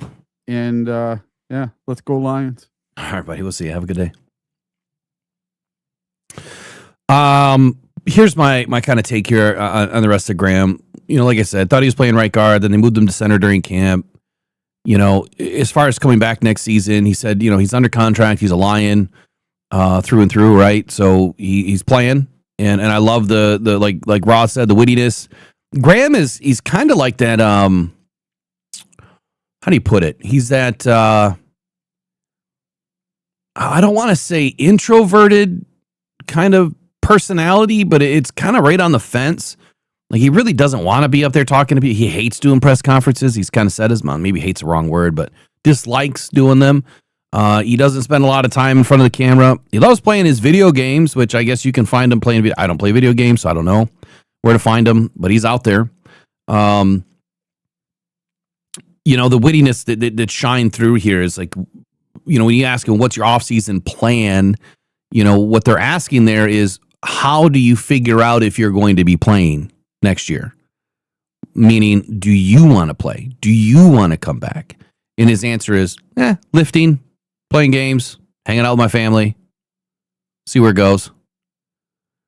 It's the perfect way to answer somebody and not give them any information, right? He doesn't want anybody to know his business. He doesn't want anybody to know what's going on. And I love that. And I think that more players need to be that way, honestly. Like, quit giving these guys more ammo to start running their narratives. Answer the good questions, blow off the junk. I like how this is something I took away. I thought it was kind of interesting. He was asked about Jahmyr Gibbs. And, he says, it's a controversial opinion. I think he's going to be pretty good, right? Calls him a good player. Good. Not elite, not great, not best in the league. Good player. Well, I think good means something different to these guys, right? Whereas a lot of us use terms like elite, generational, he uses the term good. And then he was asked about Tate Ratledge. He said the same thing. He's a good player. So what does that tell me? Here's what it tells me. We know that Jahmyr Gibbs is elite. We know that Jahmyr Gibbs is probably the best running back in the league right now, if not top 3. My Lions fandom says number 1, comparably to the rest of the league, top 3. Bijan and Saquon. There might be a couple other names in there, but I would say if you put them up, same line, same play, same everything, Jahmyr's got him. The fact that he uses the same term back and forth tells me that Tate Ratledge has a much higher ceiling than I think a lot of people are giving him. And I'm willing to bet just about anything on Tate Ratledge in his sophomore season and how good he's about to be, how great he's about to be this next year. I just hope to God that Brad Holmes and Dan Campbell pull the stick out of their ass and let Tate be a guard. Just let him be a guard. Go get you a center. In the chat, there was a couple of comments, questions, statements about, hoping that Brad Holmes drafts linemen, and if he doesn't, he's dumb AF. Well, here's what I can say about that. It's not like he's going to go into this draft and draft 3, 4, 5 offensive, defensive linemen. He's not going to do that. He's not. He's not because it wouldn't make sense. It really wouldn't. Even some of the best offensive lines in trench teams in the league, you could probably go back to some of the Cowboys days where, they would draft 2 offensive linemen in one draft and another offensive lineman the next year, and then their offensive line is good. So the Lions just drafted Tate Ratledge. Penei Sewell's going to be here for a while. And you have Frazier and Mahogany already in line and playing, starting. So the numbers game would tell me you need a max of 2. You need a max of 2 offensive linemen, a left tackle to replace Taylor Decker and a center. So if the Lions draft 1, that's all I'm expecting. Unless Brad Holmes moves draft cap to move back up to draft the other. So max of 2, but at least 1 is coming from the draft. Free agency is where we got to pay attention. That is where if Brad Holmes finds a really good free agent, then I think your answer becomes 1. If we find 1 really good starting free agent, then we'll draft 1 for sure. There would be no reason to draft more than that because of the guys that we already have under contract and in the players that even if we keep just Mahogany, Manu, Frazier, Panay, and Tate, that's 5. If you go back to what the Lions, this is way ahead of where I normally am right now, but if you look at the Lions 53-man roster, initial 53-man roster in 2025, we kept 9 offensive linemen. 9. And you only need 8. You're going to carry 8 on game day, but you need at least 8. Taylor Decker, Christian Mahogany, Graham Glasgow, Tate Ratledge, Panay Sewell, Coyote Owaska, Giovanni Manu, Jamarco Jones, Kingsley Egwukin. Kingsley's gone. Jamarco won't be back. Coyote Owaska hopefully won't be back. And so that's 3. And we don't know about Taylor Decker, and we don't know about Graham Glasgow. So that's 5. So 4, we have 4 at least, but 5 really all set for the season. So we need anywhere from what? So if we have Christian, Tate, Panay, Gio, and Frazier, that's 5. If we carry 9, we need 4. It's not hard math. So I would say that if we draft 1 and we've solidified 1 in free agency and Graham Glasgow's coming back to be a backup and Taylor Decker's coming back to be a backup, which he wouldn't be a back, he'd be a starter, then we're fine. But that 1 better be Taylor Decker's replacement, and that free agency better be a center or flip-flop, vice versa, whatever it is. And we're just fine. We're way better than where we would be this last year. We're younger, we're healthier. And we've moved on from a lot of the players that did not pan out.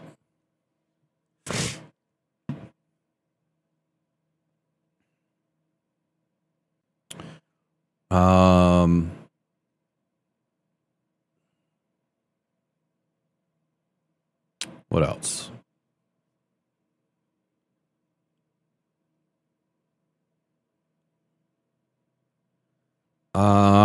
Attila, the Frank Ragnow elite is Slaughter. Connor Lew he's second fiddle to Slaughter all day. And absolutely Slaughter is Frank Ragnow-esque. I don't know if you had a chance to review the article that I put out, the analysis that I put out on Slaughter. Oh, it's got a lot of views. But here it is.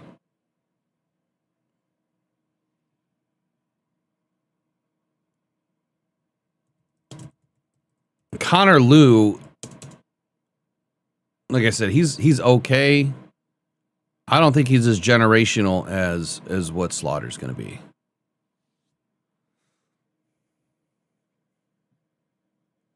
I'll give you a quick profile breakdown for both, real quick. What time is it? 11:46. I'm already in trouble today. I might as well keep being in trouble.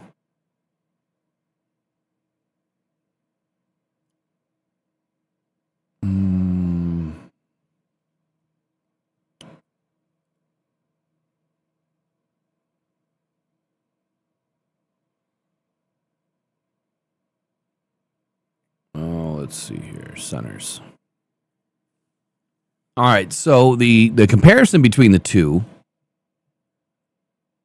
Slaughter possesses a compelling blend of intellect and physicality that will have NFL scouting departments salivating. I believe this. His film shows it. And he started his football journey as a 6-year-old snapping the ball. 6 years old. During flag football at Wrigley Field Park, excuse me. He developed into one of college football's premier centers, 6'5", 308 pounds, has weighed as heavy as 320.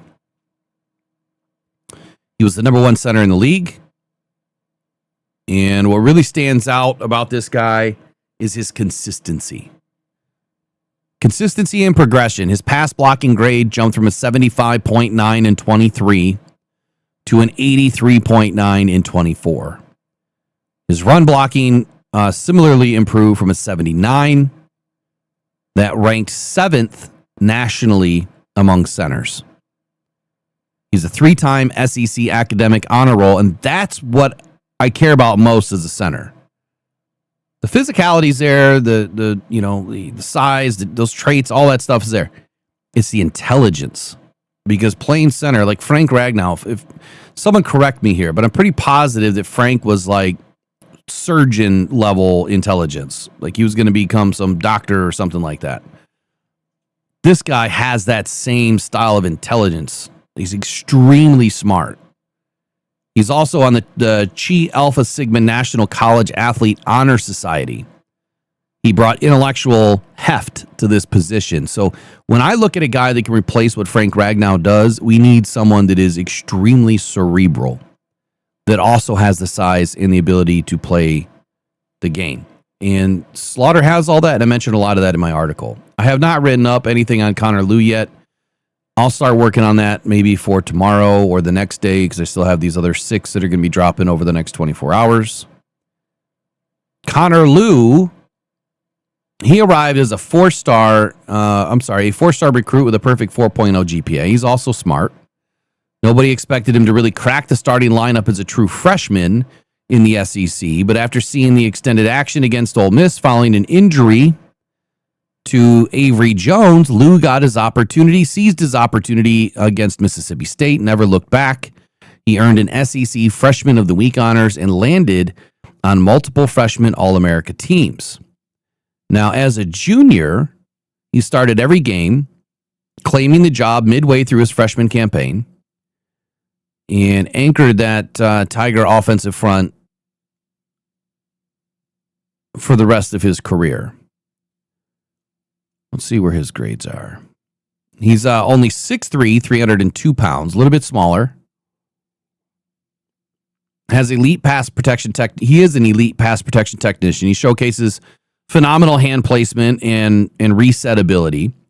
He's surrendered only 1 sack and 9 pressures and 442 pass blocking snaps as a sophomore. He does move like a pulling guard, which is something that we need at the center position. Slaughter is the same way. He has exceptional lateral quickness and balance. He gets to the second level with ease, and he can stick on linebackers. So that is something that Frank Ragnow probably did the best out of anybody in the league. The run game, our run game, was significantly better with Frank Ragnow. Significantly better. And a lot of it is because of that. Being able to pin and pull and get out there and create lanes. When you had Sewell and Ragnow climbing, David and Jahmyr could do whatever they wanted to do.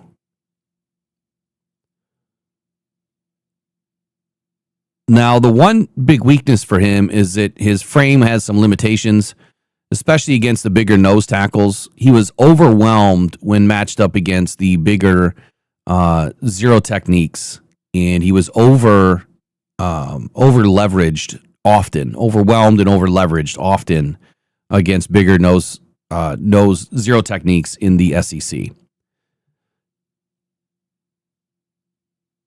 Despite improved strength, though, last season, he still got driven back into the quarterback's lap against powerful bull rushers before resetting his anchor, which came up too late often in the rep.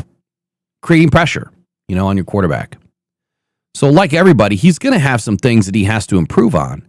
But when I look at someone that is clean and ready to go from day one, it's Slaughter. Now, he's been clocked as a 5-second 40 time.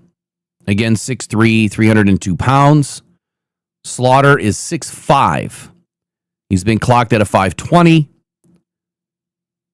And he's up in that 320-pound range. So he's got the length. He's got the arm length. He has the intelligence. He has the time on task. Very long time playing center. And he's another guy that can climb to the second level with bad intentions, man. So I think if we're going to do it, if we're going to waste the pick, well, not really waste, but spend a pick early in this draft, I think it has to be on a number one center, and you can get it at 17.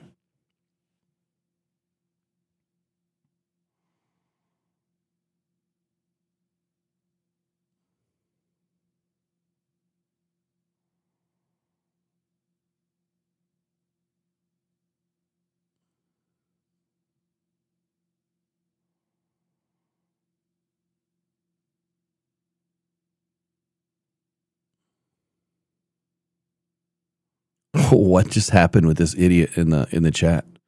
Who is this person?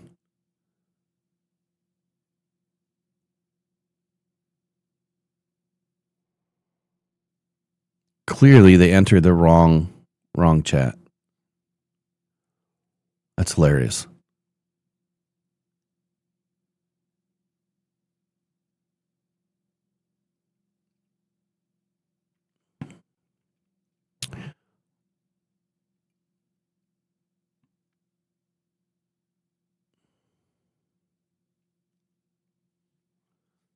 Yeah, I think they were in the wrong one, Trace, honestly. Like I just read through some of those things, like none of it that I saw had anything to do with football.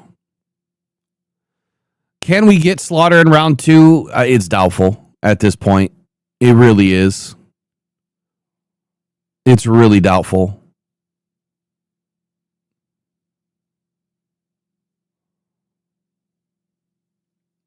As far as Connor Lew, though, I think you could probably get Connor Lew in the second.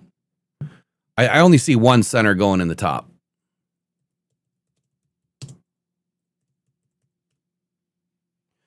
Now, Connor Lew also has an ACL that he's battling. It suffered, I believe, November, early November, late October.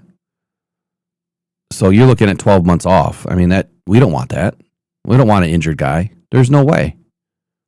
So if you're thinking about a project, right, someone that you're going to have to develop and see if they can even play. Now, he could be, again, I haven't looked at his arm length or anything, but let's just say his arms are good enough to play guard. Well, if he slips all the way to the 5th or 6th round, hell yeah, you take Connor Lew. Absolutely. Why? Because he's going to start the season on NFI and he can stay there.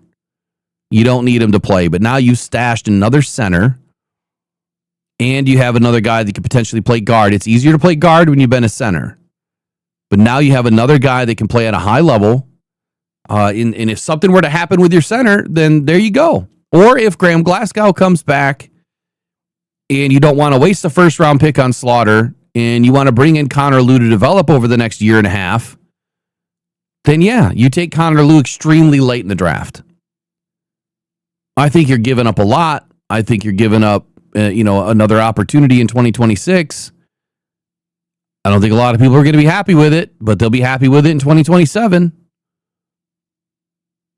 And honestly, that's how GMs look at this. They look at this from what am I going to be able to do now? What am I going to be able to do? What's this team going to look like later? The future success of this team. The sustainability of being able to stash some guys like this, it kind of works out. But I would rather grab 2. I wouldn't want to just grab 1. Let's see what his arm length is.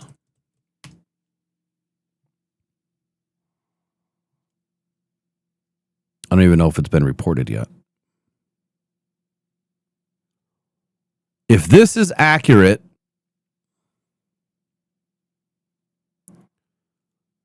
which I doubt. But if this is accurate, it's saying that Connor Lew has 35-inch arms. That would be crazy for a center, which means he's a little short at 6'3". But he would be a good guard opportunity then. Be a really good guard opportunity.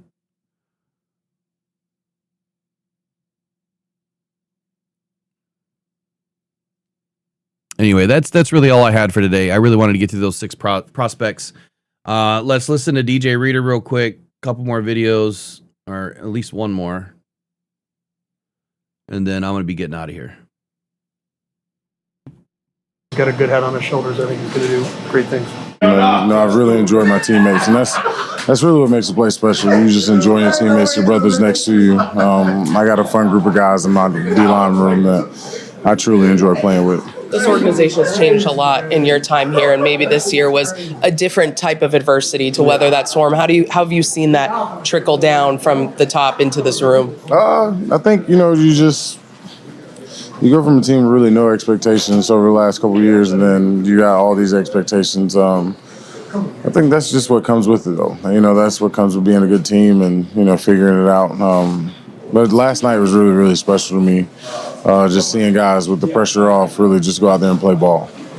Play ball for their brother next to them, play ball for the pride, what they got going. And it was just amazing to me to just watch, just because, you don't have to do that. You don't have to have guys out here with $100 million contracts, stars on our team, go out there and really play and really put it on the line, give it all they got, just to get a win, just to have a winning season. And it's hard to do in this league, and so it was just really special to see everybody. And it wasn't like we weren't going to the playoffs last night. It was we want to just win because we want to end this year on a good win and start 2026 right. And it was amazing to see. I don't interest her. Didn't really get a whole lot from DJ Reader, but let's take a listen to Al-Qudim Muhammad.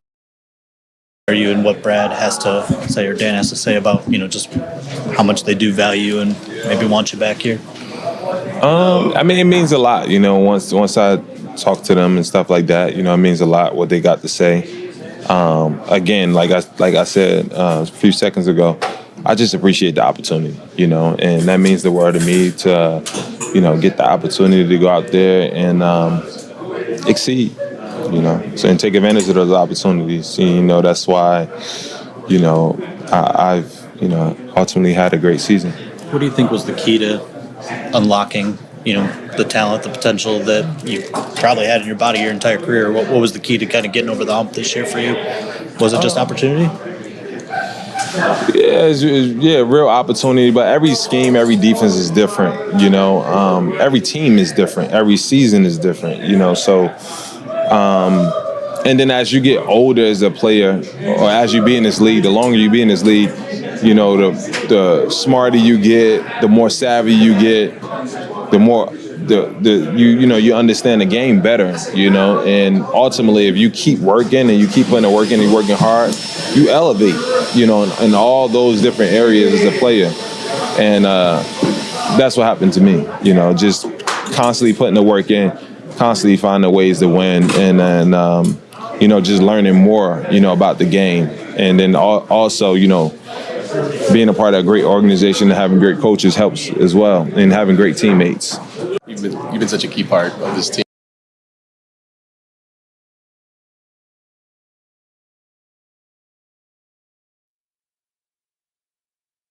I don't think that we can doubt AQM's work ethic. I think that he absolutely worked his ass off to get to where he is, and I think that he deserves to stay. I don't think that there's any doubt to that. There's no reason in the world why you'd want to get rid of somebody and kind of reset at that position. I think you build upon it, and I think you build upon that with a linebacker that can get after the quarterback and go from there. So we'll see what happens. I'll start putting together some more information for tomorrow, and one thing that I want to put together, which is it's gonna be pretty difficult, but I'm gonna try, is like Attila, kind of based on what you're seeing. Like, I'm interested to hear like where you're seeing what you're seeing. And the reason why is because if you look at last year, there was a lot of these big time paid draft analysts that put out their final mock boards and where these players should be selected, and way off. So I'm going to go look up some of the big boards from last year and get as close to the draft as I can. And then I'm going to get as far away from the draft as I can. So I'm going to look for, their big boards like in, January compared to the draft and see where some of those players moved. Because I know from doing this now for 3 seasons live that this board is going to change a lot.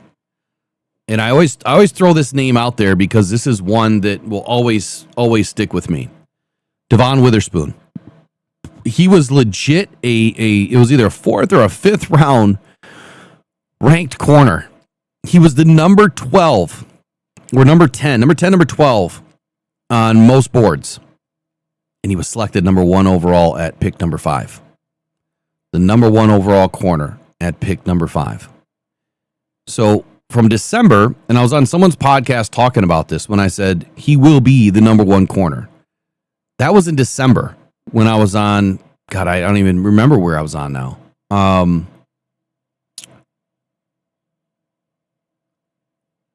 Either way, I'm trying to remember. That was like December of 22, I think. December of 22. And so being able to see that in December and that knowing or having the idea based on my film review that he was going to be the number 1 guy taken overall in the DB room, no other analyst saw that. Not one. Until it was like April, end of April before the draft. And there was a few people that thought that he would be pretty high up, but no one thought that he was going at 5. So it's interesting. That's why all of this work now is meaningless but meaningful, because we get to track where they go and see where they fit. Right now it's just conversations. It's just what if season possibles. March and April is where I think we really start to drill it down. At least this year. I got a better plan for it this year. So anyway, I'm out of here. I'm already in trouble. I got to get back to life. So you guys enjoy the rest of your day. Tomorrow we'll kind of do more of the same. We'll take a look at what's going around the league too for playoffs. And if you want me to look into players and start doing draft profiles, if you want to come on, if you want to talk about it, if you want to be on a panel and do draft work this year, I'm looking for people to join the show. I'm looking for people to write. If you want to do either, email me at mailbag@rockedon.com and we'll get you set up, okay? So we'll talk to you guys tomorrow. Have a good day. Go Detroit Lions. Take care. Oh, wrong one. Pressured by